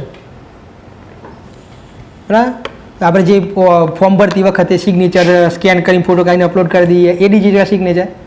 તે ડિજિટલ સિગ્નેચર ના કહેવાય. ડિજિટલ સિગ્નેચર અલગ વસ્તુ છે. બરાબર, અત્યારે બધી જગ્યાએ વપરાય છે ડિજિટલ સિગ્નેચર. સરકારની, ગુજરાત સરકારની અંદર બી જે બી ફાઇનાન્શિયલ ટ્રાન્ઝેક્શન થાય એ બધા ડિજિટલ સિગ્નેચરથી થાય છે. મારી બી દરેકને પોતાની ડિજિટલ સિગ્નેચર પ્રોવાઈડ કરવામાં આવે છે કે જેના જોડે ફાઇનાન્શિયલ ટ્રાન્ઝેક્શનના પાવર આપેલા હોય એમને, બરાબર. તો એ ડિજિટલ સિગ્નેચર હોય. તો એ શું છે ડિજિટલ સિગ્નેચર અને કઈ રીતે વર્ક કરે છે? બરાબર. તો એની અંદર શું હોય કે પહેલાં એક એજન્સી છે ભારત સરકારની, સર્ટિફાઈંગ ઓથોરિટી ઓફ ઇન્ડિયા, એના લાયસન્સ આપેલું છે કે એ એજન્સી છે એ ડિજિટલ સિગ્નેચર પ્રોવાઈડ કરે. તમારે જો ડિજિટલ સિગ્નેચર જોઈતી હોય તો ત્યાં તમારે એપ્લિકેશન કરવાની, અને શા માટે જોવું છે બધા કારણ તે બતાવવાના, પછી એ તમને ત્યાંથી ડિજિટલ સિગ્નેચર પ્રોવાઈડ કરશે. એટલે શું પ્રોવાઈડ કરશે? તો એક પ્રકારનું સોફ્ટવેર જ પ્રોવાઈડ કરશે. એ સોફ્ટવેર તમારા પેન ડ્રાઈવની એની અંદર તમે ઇન્સ્ટોલ કરી શકો છો. જે રીતે કોઈ આ પીપીટી પીડીએફ ઇન્સ્ટોલ કરી એ રીતે ડિજિટલ સિગ્નેચર તમારા પેન ડ્રાઈવની અંદર તમે એને સ્ટોર કરી શકો છો. પછી જ્યારે બી તમારે કોઈ વસ્તુને ઓકે અપ્રુવલ આપ્યું હશે, ઇલેક્ટ્રોનિકલી અપ્રુવલ, તો ત્યારે તમારે શું કરવાનું કે તમારા ડિજિટલ સિગ્નેચર છે એ જે રીતે પેન ડ્રાઈવ અંદર નાખીએ છીએ એ રીતે તમારા કોમ્પ્યુટરને એડ કરવાની. ત્યાં તમને ડિજિટલ સિગ્નેચર માટે પૂછશે કે અપ્રુવ આપો, એટલે બતાવશે કે આ ડિજિટલ સિગ્નેચર આ વ્યક્તિની છે અને તમે અપ્રુવ આપશો એટલે તમારું એવું ગણાય કે આ વ્યક્તિએ ડિજિટલી આ વસ્તુને સાઇન કરેલી છે. ઓકે, એની ટેકનિકલી તો અલગ અલગ કી હોય, કી દ્વારા એ વેરીફાઈ થઈ શકે એમ. ઓકે, આ છે ડિજિટલ સિગ્નેચર. તો એ ડિજિટલ સિગ્નેચર બધાને માન્યતા આપવા માટે આઈટી એક્ટ લાવવામાં આવ્યું હતું. કારણ કે હવે પેપરલેસ ગવર્મેન્ટ થઈ રહી છે ને, તો પછી ડિજિટલ સિગ્નેચર બી હોવી જોઈએ, બરાબર. અને ગુજરાત સરકારે અત્યારે હાલ સચિવાલયની અંદર આ પ્રોસેસ ચાલુ કરી દીધી કે ફાઇલિંગ પ્રોસેસ છે એ પેપરલેસ કરી દીધી ગુજરાત સરકારે. અત્યારે પરિપત્ર, ફાઇલિંગ, બધી જ વસ્તુ. પહેલાં કેવું હતું અત્યાર સુધી, આજથી 4 મહિના પહેલાં, કે ગુજરાત સરકારનો કોઈ ઠરાવ થાય તો એનો ફિઝિકલી પ્રિન્ટ કાઢવાની, પ્રિન્ટ કાઢ્યા પછી એના ઉપર જે એની ઓથોરિટી ઠરાવ થયો એ સાઇન કરે. અને મેં નોટિંગની વાત કરી હતી કે લેવલ બાય લેવલ નોટિંગ થાય, એ ફિઝિકલી નોટિંગ થતું હતું. પણ હવે અત્યારે ઈ ફાઇલિંગ દાખલ કર્યું છે, મતલબ કે કોઈ ફાઇલ જ નહીં, બધી જ વસ્તુ ઇલેક્ટ્રોનિકલી સ્ટોરેજ. અને તમારે ઇલેક્ટ્રોનિક જ તમારે જે વસ્તુ લખવાની એ લખવાની, અને તમે સાઇન કરવાની, એટલે તમને ડિજિટલ સાઇન આપેલી હોય એ તમારે સાઇન અપ્રૂવ કરીને તમે આગળ જવા દો, એટલે પછી ત્યાં બતાવો તમને કે આ ડોક્યુમેન્ટ છે આ વ્યક્તિએ સાઇન કરીને મોકલાયેલું છે. હા, એટલે કોઈ તમારે ફિઝિકલી પેપરની જરૂર જ ઓછી થઈ જાય. ડિજિટલ સિગ્નેચર અત્યારે રેગ્યુલર વપરાશમાં ઘણો એનો વધી રહ્યો છે વપરાશ. અને કોર્પોરેટની અંદર તો આ ઘણા ટાઈમથી વધી રહ્યો છે. કોર્પોરેટના જે બી ટ્રાન્ઝેક્શન થાય છે ડિજિટલ સિગ્નેચરથી થતા હોય છે. ઘણી વખત તમે ડોક્યુમેન્ટ જોયા હોય છે ત્યાં આમ લખેલું હોય છે, ક્વેશ્ચન માર્ક કરેલું હોય છે, લખ્યું છે ડિજિટલી સાઇન્ડ, બરાબર. Physical copy is not required એવું લખેલું હોય છે તમે જે બી ડિજિટલી સાઇન ડોક્યુમેન્ટ્સ હશે ને ત્યાં. તો આ આઈટી એક્ટ આવે તો એનો મુખ્ય ઉદ્દેશ્ય શું હતો? સાયબર ક્રાઇમને રોકવા માટેનો ઉદ્દેશ્ય નહોતો. આ બધા ઇલેક્ટ્રોનિક ટ્રાન્ઝેક્શનના અપ્રુવલ આપવા માટેનો ઉદ્દેશ્ય હતો. અને એની અંદર એક પ્રોવિઝન એડ કર્યું હતું સાયબર ક્રાઇમનું કે ભાઈ કંઈ આ રીતે સાયબર ક્રાઇમ કોઈ થશે ઇલેક્ટ્રોનિક લેવડ દેવડની અંદર તો સાયબર ક્રાઇમ ગણાશે અને એની આ સજા છે. એ બધી વસ્તુઓ ત્યાં એડ કરવામાં આવી હતી આઈટી એક્ટ 2000ની અંદર. તો શું છે?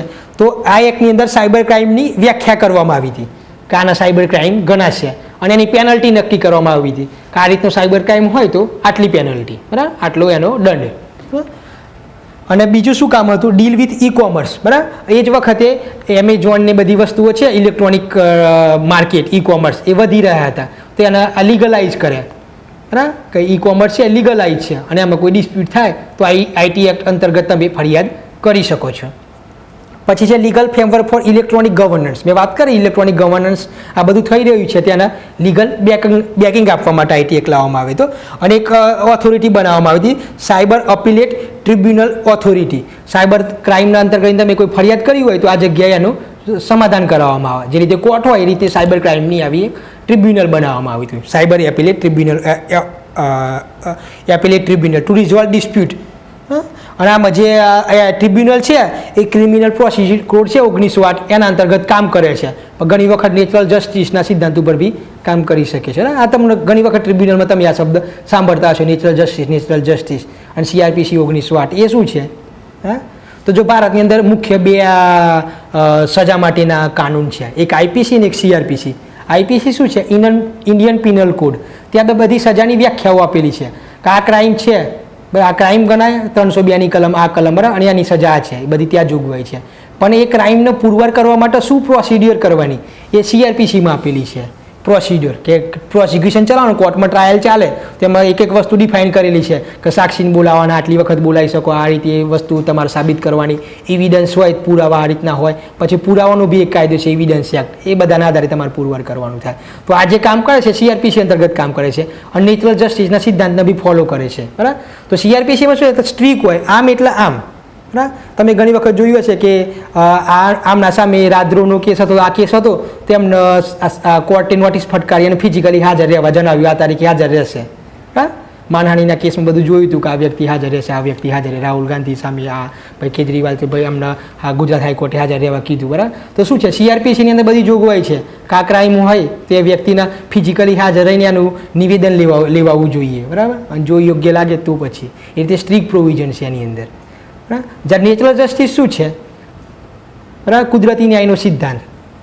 આ ઘણી વખત મેન્સમાં બી પૂછાયેલો ક્વેશ્ચન છે, કુદરતી ન્યાયના સિદ્ધાંતથી તમે શું સમજો છો? એ શું છે?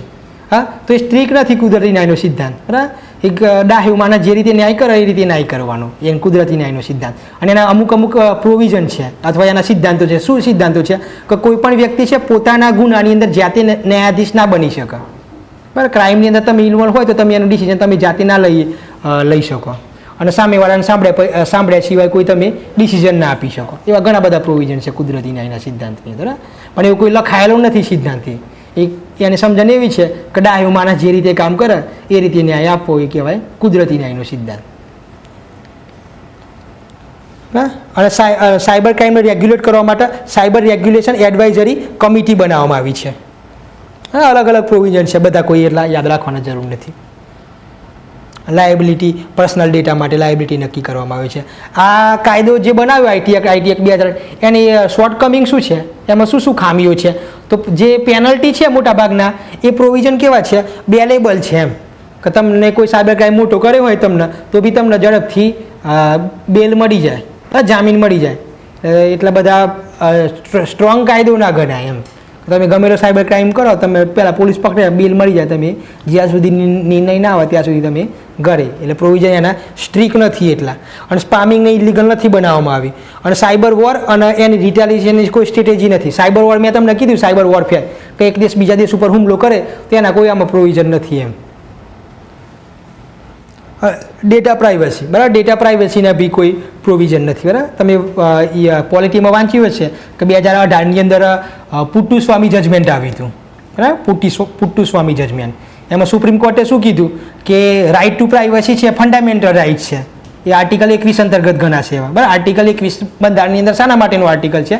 જીવન જીવવાનો અધિકાર, બરાબર. એની અંદર હવે અત્યારે ડેટા પ્રાઇવસી છે કોઈની, કોઈ પણ તમારી પર્સનલ ઇન્ફોર્મેશન એ તમારો મૂળભૂત અધિકાર છે, એટલે એનું મહત્ત્વ ઘણું વધારે છે.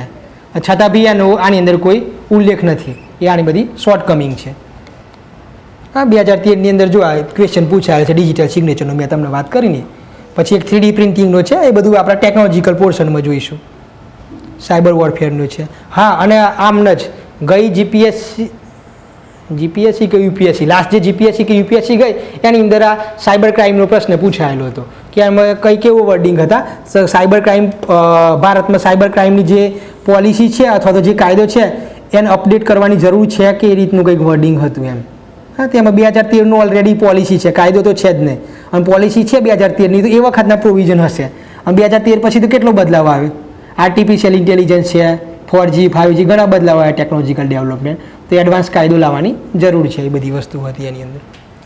નેશનલ સાયબર સિક્યુરિટી પોલિસી 2013ની છે, બરાબર. આમાં પોલિસીમાં શું હોય? મોટી મોટી વાતો હોય. આમાં જનરલ સેન્સ આનો એવો છે કે ભારતની અંદર એવું સેફ સાયબર સ્પેસ અમે પ્રોવાઈડ કરશું ભવિષ્યની અંદર. સરકાર એવું કહે છે કે જ્યાં કોઈ સાયબર ગુનો ના થાય, અને એના માટે સરકાર છે, પ્રાઇવેટ સંસ્થાઓ છે, બધા હળીમળીને સાથે કામ કરશું. એ આનો ક્રક્સ છે આખા સાયબર ક્રાઇમ પોલિસીનો. અને એની અંદર બીજું એવું કીધું કે અમે અમુક ટ્રેન્ડ પર્સન દર વર્ષે ટ્રેનિંગ આપશું કે જેથી સાયબર ક્રાઇમ સામે લડી શકે. વિઝન અને મિશન. અને જે ક્રિટિકલ ઇન્ફોર્મેશન છે એને અમે પ્રોવાઈડ કરાવશું, એને સ્પેશિયલ સિક્યુરિટી પ્રોવાઈડ કરાવશું કે ન્યુક્લિયરના ઇન્ફોર્મેશન છે, બેન્કિંગ ઇન્ફોર્મેશન છે, એના માટે સ્ટ્રીક અલગ વ્યવસ્થા કરશું જેથી કારણે ત્યાં સાયબર અટેક થવાની સંભાવનાઓ ઘણી ઘટી જાય. ઓકે, એ વસ્તુ કહેવા માગતી હતી. પછી અત્યારે શું છે કે કોર્ડિનેશનથી કામ કરશું એવું કહેવા માગે છે કે અત્યારે સાયબર ક્રાઇમ થયો હોય કોઈ જગ્યાએ, તો એ ઓફિસ એની રીતે કામ કરતી હોય, બીજી એજન્સી એની રીતે કામ કરતી હોય, બધા એકબીજા સાથે હળીબળીને કામ કરશું. બધા પ્રોવિઝન છે આની અંદર, બીજા કોઈ જોવાની જરૂર નથી. પીપીપી મોડલના આધારે અમે કામ કરશું એવું કહેવા માગે છે. હા, કે પબ્લિક પ્રાઇવેટ પાર્ટનરશિપ, કે સાયબર ક્રાઇમ સામે લડવું છે તો સરકાર એકલું નહીં લડે, પબ્લિક ને પ્રાઇવેટ જે સંસ્થાઓ છે, આઈટી કંપનીઓ, બધા સાથે મળીને હળીમળીને કામ કરશું એવું કહે છે, બરાબર.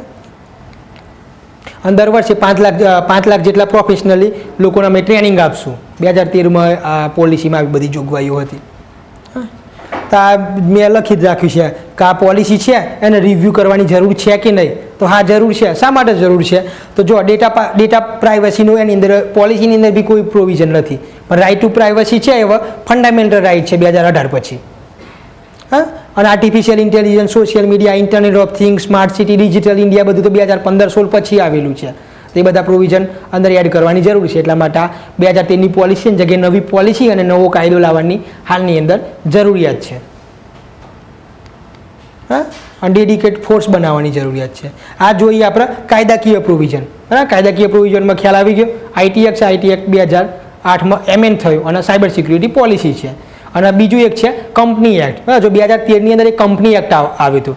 એ કંપની એક્ટ શાના માટે હતો? તો ભારતની અંદર જે બી કોમર્શિયલ કંપની છે એનો નોંધણી કરાવી હોય એના માટેનો કંપની એક્ટ હતો. તમારે કોઈ ધંધો કરો, તમારી કંપની નોંધણી કરાવી હોય તો ત્યાં કંપની એક્ટમાં જે પ્રોવિઝન હોય એ મુજબ તમે નોંધણી કરાવી શકો. આ બધા અલગ અલગ મોટો એક્ટ હતો કંપનીને રેગ્યુલેટ કરવા માટેનો. હવે એક્ટની અંદર એક જોગવાઈ હતી કે સાયબર ક્રાઇમના લગતી, કે કોઈ કોર્પોરેટ છે સાયબર ક્રાઇમ ના થાય એના માટે શું શું પ્રોવિઝન લેશે. એટલા માટે એવું કહેવાય છે કે સાયબર ક્રાઇમના પ્રોવિઝન કંપની એક્ટની અંદર બી છે. આપણા પોઈન્ટ વધારવા માટે કોઈ સ્પેસિફિક એટલું બધું કોઈ વધારે નથી આની અંદર. પછી જોઈએ આપણે કોઈ સ્પેસિફિક સાયબર સિક્યુરિટીનો કોઈ કાયદો નથી. સંસ્થાકીય પ્રોવિઝન જોઈએ. કાયદાકીય પ્રોવિઝનમાં કોઈ કન્ફ્યુઝન? ઓકે, મીન્સમાં લખવાનું થાય લખી શકો ને તમે. હા, હવે સંસ્થાકીય પ્રોવિઝન જોઈએ. તો જો મુખ્ય સંસ્થા કઈ છે સાયબર ક્રાઇમ સામે લડવા માટેની, તો CERT-IN, Indian computer emergency response team, CERT-IN, computer emergency response team. એ 2004ની અંદર આને બનાવવામાં આવી છે આ સંસ્થાને. એ સંસ્થાનું કામ શું છે? Two provide early security warning and effective incident response. કોઈ જગ્યાએ સાયબર ક્રાઇમ થાય તો ઝડપથી એના અસર ઓછી કરવા માટેનું આ કામ કરે છે, બરાબર. અને 24/7 આ સંસ્થા કામ કરે છે, બરાબર. અને કઈ મિનિસ્ટ્રીની અંતર્ગત આવે છે? તો મિનિસ્ટ્રી ઓફ ઇલેક્ટ્રોનિક્સ એન્ડ આઈટીની અંદર આવે છે. MEIT કે છે, MEITની અંદર એની અંતર્ગતની આ સંસ્થા છે, બરાબર. જો આ UPSCનો એક ટ્રેન્ડ એવો હતો વચ્ચે કે જે બી સંસ્થા હોય સંસ્થા કયા ડિપાર્ટમેન્ટમાં આવે છે, કઈ મિનિસ્ટ્રીની અંદર આવે છે, ક્વેશ્ચન બહુ પૂછાતા હતા પહેલાં. હજુ બી પૂછાય છે, એટલે ભવિષ્ય એટલે આ યાદ રાખવાનું. તમે કોઈ બી સંસ્થા વાંચવામાં આવો તો કયા મંત્રાલયની અંતર્ગતની સંસ્થા છે એક વખતે જોઈ લેવાનું. આ બધી કઈ રીતે કામ કરશે એ બધી વસ્તુઓ સમજાયેલી છે કે ડેટા કલેક્ટ કરશે, એની ઇન્ફોર્મેશન જોઈશે અને સાયબર સિક્યુરિટી માટે કોર્ડિનેશનથી કામ કરશે. એક જ સંસ્થા છે, પહેલાં શું થાય, જે કંપની અથવા જે ઓફિસ ઉપર સાયબર હુમલો થયો હોય એ પોતાની રીતે કામ કરતી હોય, બીજી સંસ્થા એની રીતે કામ કરતી, એટલે કોર્ડિનેશન નહોતું. એટલે આ સંસ્થા શું કરશે? એક પ્રકારનું કોર્ડિનેશન પ્રોવાઈડ કરાવશે. એ પહેલી સંસ્થા જોઈ કઈ થઈ? CERT-IN. પછી આ અલગ છે, અને CERT-INનો જ અંદર જ એક અલગ સંસ્થા બનાવવામાં આવી છે. CERT-IN એની યુનિવર્સલ સંસ્થા છે. એની અંદર એક પેટા સંસ્થા છે national watch and alert system. National watch and alert system એનું કામ શું છે? રેન્ડમલી ભારત સરકારની સરકારી જે બી વેબસાઇટો છે એ ચેક કરતા રહેશે એમ, કાની અંદર કોઈ સાયબર હુમલો થયો તો નથી અથવા થવાની શક્યતા તો નથી. એ સતત એ રેન્ડમલી વેરીફાઈ કરતા રહેશે, અને કોઈ લાગે એમને તો પછી CERT-INને જણાવશે કે આ વેબસાઇટમાં પ્રોબ્લેમ લાગી રહ્યો છે, બરાબર. એટલે CERT-IN ઝડપથી એનો ડિસિઝન લેશે. અને ગુજરાત સરકાર કે ભાઈ ગમે તે સરકાર અને ભારત સરકારની તમામ જે વેબસાઇટો છે ઇલેક્ટ્રોનિક વેબસાઇટો એ બધી NIC દ્વારા મેનેજ થાય છે, બરાબર. NIC ભારત સરકારની એજન્સી છે, નેશનલ ઇન્ફોર્મેટિક્સ કમિશન કરીને, એના દ્વારા બધી વેબસાઇટો બધું બનાવવામાં આવેલું છે, બરાબર. રેન્ડમલી સ્કેન કરશે ગવર્મેન્ટ નેટવર્ક્સને, બરાબર. જોયું? જો યાદ રાખજો બ્રોડલી. પહેલાં CERT-INની અંતર્ગત કઈ સંસ્થા જોવી આપણે? નેશનલ વોચ એન્ડ એલર્ટ, બરાબર. હવે ત્રીજી સંસ્થા છે national information security assurance programme, NISAF. એ બી CERT-INની જ સંસ્થા છે. એનું કામ શું છે? Create awareness in government and critical sector organisation and to develop and implement information security policy and information security based practices based on ISO. જો નામમાં શું લખેલું છે કે national information security assurance programme, security assurance programme. એટલે આનું મુખ્ય કામ અવેરનેસ ફેલાવવાનું છે. સાયબર સિક્યુરિટી માટે બધા જે સરકારી સંસ્થાઓ કે પ્રાઇવેટ સંસ્થાઓના ટ્રેનિંગ આપશે અને અવેરનેસનો ફેલાવો કરશે કે ભાઈ આ રીતે તમે તમારી વેબસાઇટને મેન્ટેન રાખો તમે એમ, નહીં તો ભવિષ્યમાં ખતરારૂપ છે. એ રીતે તમને અવેરનેસના પ્રોગ્રામ ચલાવશે NISAF. અને જે પ્રેક્ટિસ આપશે કે તમારી જે ઇન્ફોર્મેશન છે તમારી કંપનીની, તમારી વેબસાઇટની ઇન્ફોર્મેશન સિક્યુરિટી માટે તમે ISOના જે સ્ટાન્ડર્ડ છે, ઇન્ટરનેશનલ સ્ટાન્ડર્ડ, એ મુજબ તમે એને સ્ટોર કરો, બરાબર. કે ભાઈ અમુક સેન્સિટિવ ઇન્ફોર્મેશન છે તો અમુક 2-3 જગ્યાએ સ્ટોર હોવી જોઈએ, કે એક જગ્યાએ ડિલીટ થાય તો બી વાંધો ના આવે, બરાબર. એ બધા સ્ટાન્ડર્ડ મુજબ તમે પ્રોસિડ્યુર ફોલો કરો, બરાબર. એના માટે આ કામ કરશે, અવેરનેસ માટેનું. ઓકે. પહેલી કઈ જોઈ? National CERT-IN national watch and alert. પછી જોઈ NISAF, અને ત્રીજી આવી સેક્ટરલ CERT. બરાબર. મેં વાત કરી સેક્ટરલ CERT. તો CERT-IN તો મુખ્ય સંસ્થા હતી, પણ અમુક એવા સેક્ટર છે જે ક્રિટિકલ સેક્ટર છે, ત્યાં સાયબર સિક્યુરિટીની ખાસ જરૂર હોય એમ, અને સતત એના ઉપર વોચ રાખવાની જરૂર હોય કે કોઈ પણ રીતે સાયબર હુમલો ના થઈ શકે. તો સ્પેસિફિક અલગ 2 સંસ્થાઓ બનાવવામાં આવી છે કે ડિફેન્સ માટેની અલગ સેક્ટર CERT અને બીજી ફાઇનાન્સ માટેની અલગ સેક્ટર CERT. તો સેક્ટર CERT 2 છે, ડિફેન્સ અને ફાઇનાન્સ માટેની. પછી આ બીજી એક સંસ્થા છે કે national critical information infrastructure protection centre. જે ક્રિટિકલ ઇન્ફોર્મેશન છે ને ઇન્ફ્રાસ્ટ્રક્ચર એને પ્રોટેક્ટ કરવા માટેની આ સંસ્થા છે, બરાબર.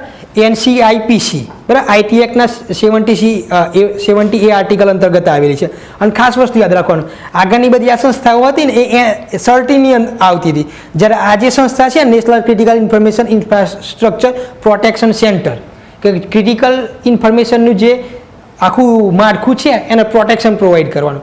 આ જે સંસ્થા છે એ સંસ્થા સર્ટિનની અંદર નથી આવતી, બરાબર. આ સંસ્થા છે ને સીધી પીએમઓમાં આવે છે, બરાબર. એટલે એનું મહત્વ ઘણું વધારે છે. પીએમઓ અંતર્ગત આ કાર્ય કરે છે. એટલે જો પીએમઓની અંતર્ગત નેશનલ સિક્યુરિટી એડવાઇઝર છે, બરાબર. ભારતના જેમ્સ બોન્ડ, બરાબર, અજીત ડોભાલ એમના અંતર્ગતની સંસ્થા છે. એ નેશનલ સિક્યુરિટી એડવાઇઝરની અંતર્ગત એક NTRO છે, એનઈઆઈ સંસ્થા છે, બરાબર. અને એનું કામ શું છે? મુખ્ય નેશનલ નોડલ એજન્સી છે ક્રિટિકલ ઇન્ફોર્મેશનના પ્રોટેક્શન કરવા માટેની.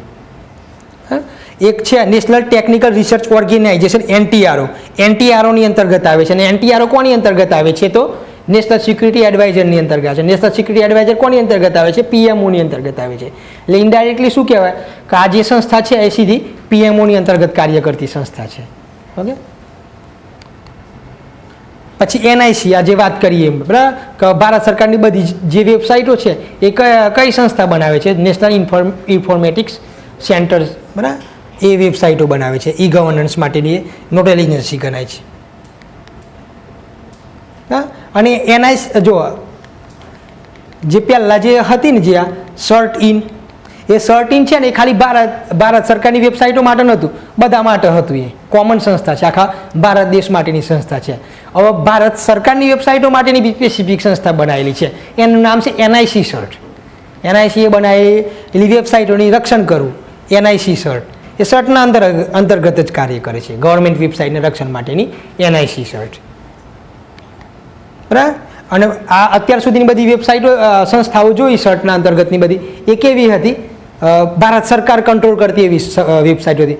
તો એવી એક સંસ્થા બી છે NASSCOM કરી, કે જે પ્રાઇવેટ સંસ્થા છે અને પ્રાઇવેટ કંપનીઓ દ્વારા એનો કંટ્રોલ કરવામાં આવે છે. એનું કામ બી સાયબર સિક્યુરિટી પ્રોવાઈડ કરવાનું છે. તે કઈ સંસ્થા છે? NASSCOM. એ જો એ નામ શું છે? National association of software and service companies. Software અને સર્વિસ બનાવતી કંપની છે, એમનું એક આ એસોસિએશન છે, બરાબર, ટ્રેડ એસોસિએશન છે. એની અંતર્ગત બી આ સાયબર સિક્યુરિટીનું કામ કરવામાં આવે છે. જે IT એક કંપની હોય એ ભેગા થઈને આ સંસ્થા બનાવેલી છે, બરાબર. પછી NASSCOM એક લેબ બનાવેલી છે. NASSCOM એની પોતાની લેબ છે, સાયબર લેબ્સ. સાયબર લેબ શું કામ કરે છે?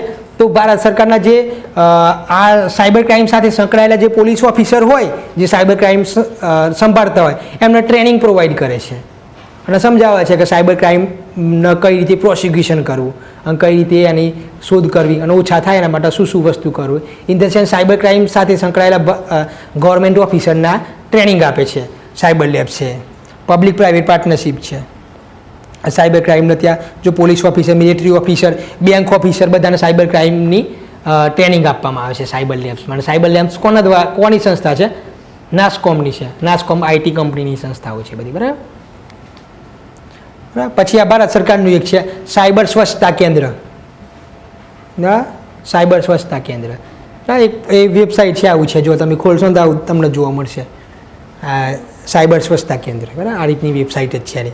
તો આની અંદર જઈને તમે તમારી જે કોમ્પ્યુટર છે કે આ ઉપર એની રેમ અપલોડ કરી તમારે કોઈ ક્લિનિંગ કરાવવું હોય, ડિટેક્ટ કરવું હોય, કોઈ બોટનેટ માલવેર છે કે નહીં, તો તમે કરી શકો છો, બરાબર. ફ્રી ઓફ હોય છે, પણ એટલું બધું કોઈ એડવાન્સ નથી એમ. સાયબર સ્વચ્છતા કેન્દ્ર યાદ રાખવાનું આપણે, બરાબર. પછી આ નથી કામનું ડિજિટલ આર્મી પ્રોગ્રામ છે, નથી કામનું એટલું. આર્મીના ડોક્યુમેન્ટ્સ એચઆરને ડિજિટલ કરવા માટેની એ નથી કામનું એટલું કામનું. પછી આ છે એક મેઘરાજ કરીને છે, મેઘરાજ ક્લાઉડ, બરાબર. ભારતનું પોતાનું ડેડિકેટેડ ક્લાઉડ છે, બરાબર, મેઘરાજ ક્લાઉડ. તો ક્લાઉડ એટલે શું? પહેલાં તો તમે સાંભળ્યું હશે ક્લાઉડ કમ્પ્યુટિંગ. તો ક્લાઉડ એટલે શું? ડેટા સ્ટોરેજ માટેનું, બરાબર. તો જો તમારા મોબાઈલની અંદર જે ડેટા છે, બરાબર, તમારા ટેક્સ્ટ મેસેજ છે કે જે બધો ડેટા છે એ તમારા મોબાઈલમાં સ્ટોર થયેલો છે, બરાબર. તમારો મોબાઈલ ખોવાઈ જાય અથવા તમારા જે મોબાઈલની જે મેમરી હોય એમાં સ્ટોર થયેલું હશે અથવા તો સિમ કાર્ડમાં સ્ટોર થયેલા હશે, બરાબર. મોબાઈલ ખોવાઈ જાય, નવા મોબાઈલની અંદર તમને એ જૂના ડેટા તમને ના મળી શકે, તમારા ટેક્સ્ટ મેસેજને બધું, બરાબર, જો મોબાઈલમાં સ્ટોર થયેલું હોય તમારે. તો ચાહે સિમ કાર્ડમાં સ્ટોર થયેલું તમને મળી શકે. પણ તમારું જે જીમેલ છે, જીમેલના મેલ છે, એ બધા તમારા મોબાઈલમાં સ્ટોર થયેલા નથી, એ ગૂગલના સર્વરમાં સ્ટોર થયેલા છે. એને કહેવાય ગૂગલના ક્લાઉડમાં સ્ટોર થયેલા છે. એટલે તમે ખાલી અહીંયાથી એક્સેસ જ મેળવો છો એની. ચાહે તમે મોબાઈલની અંદર તમે ઓપન કરશો મેલ તો બી તમે જોઈ શકશો, એ તમારો મેલ આઈડી તમે કોમ્પ્યુટરમાં ઓપન કરશો તો બી એ જ મેલ તમે ત્યાં જોઈ શકશો. અહીંયાથી સેન્ડ કરશો ત્યાં બી દેખાશે તમને. તમારા મોબાઈલની અંદર એનું કોઈ સ્ટોરેજ નથી. સ્ટોરેજ ક્યાં છે? ગૂગલના સર્વરમાં છે. હા, તો એને કહેવાય ક્લાઉડ. ક્લાઉડ એટલે શું કે રિમોટ લોકેશન ઉપર ડેટાનો સ્ટોરેજ કરે. તમારો ડેટા છે બીજી કોઈ જગ્યાએ સ્ટોર હોય, બરાબર. અને જ્યારે તમારે એક્સેસ મેળવવી હોય ત્યારે તમે ઓપન કરો તો એ ક્લાઉડની તમને એક્સેસ મળે અને તમારા આઈડી પાસવર્ડથી તમારો ડેટા તમને મળે. લોગિન આઈડી કરવાથી લોગ આઉટ કરો એટલે ડેટા પાછો તમારે ત્યાં સ્ટોર થઈ જાય, લોક થઈ જાય ત્યાં. એને શું કહેવાય? ક્લાઉડ છે. એ રીતે ભારતે પોતાનું ક્લાઉડ બનાવેલું છે, મેઘરાજ ક્લાઉડ. કેમ કે ભારતના સરકારની જે વેબસાઇટનો ડેટા છે એ કોઈ જગ્યાએ તો સ્ટોર કરવો પડશે, ઇલેક્ટ્રોનિક ડેટા. હવે ગૂગલ આપણો તો જીમેલનો તો ગૂગલમાં છે, પણ આપણો ડેટા ગૂગલનો તો સ્ટોર કરવા ના આપી દેવાય, સરકારનો ડેટા તો ના અપાય. એના માટે સ્ટોરેજની કઈ વ્યવસ્થા તો જોઈ છે, તેના માટેની આ ક્લાઉડ છે, મેઘરાજ ક્લાઉડ. ઓકે, જો નામ બી કેવા સરસ આપેલા છે. ક્લાઉડ એટલે વાદળ, મેઘરાજ જેમ વાદળમાં પાણીનો સંગ્રહ થયેલો હોય એ રીતે ઇન્ફોર્મેશનનો ડેટાનો મેઘરાજની અંદર સંગ્રહ થયેલો હોય ક્લાઉડમાં, બરાબર. શું કહે છે? જો national cloud initiative which provide secure and unified cyber space for state government service and information, બરાબર. આ જ છે વસ્તુ. આઈટીનો જે ગવર્મેન્ટનો ડેટા છે મેઘરાજ ક્લાઉડમાં સ્ટોર થયેલો છે. બસ હવે પૂરું જ છે ભાઈ. બરાબર. સાયબર સ્વચ્છતા કેન્દ્ર જોયું આપણે, સાયબર લેબ્સ જોયું. એટલે હું રિવર્સમાં કરું છું. ઓકે, આટલા રાખ્યા તો બરાબર. ઓહો,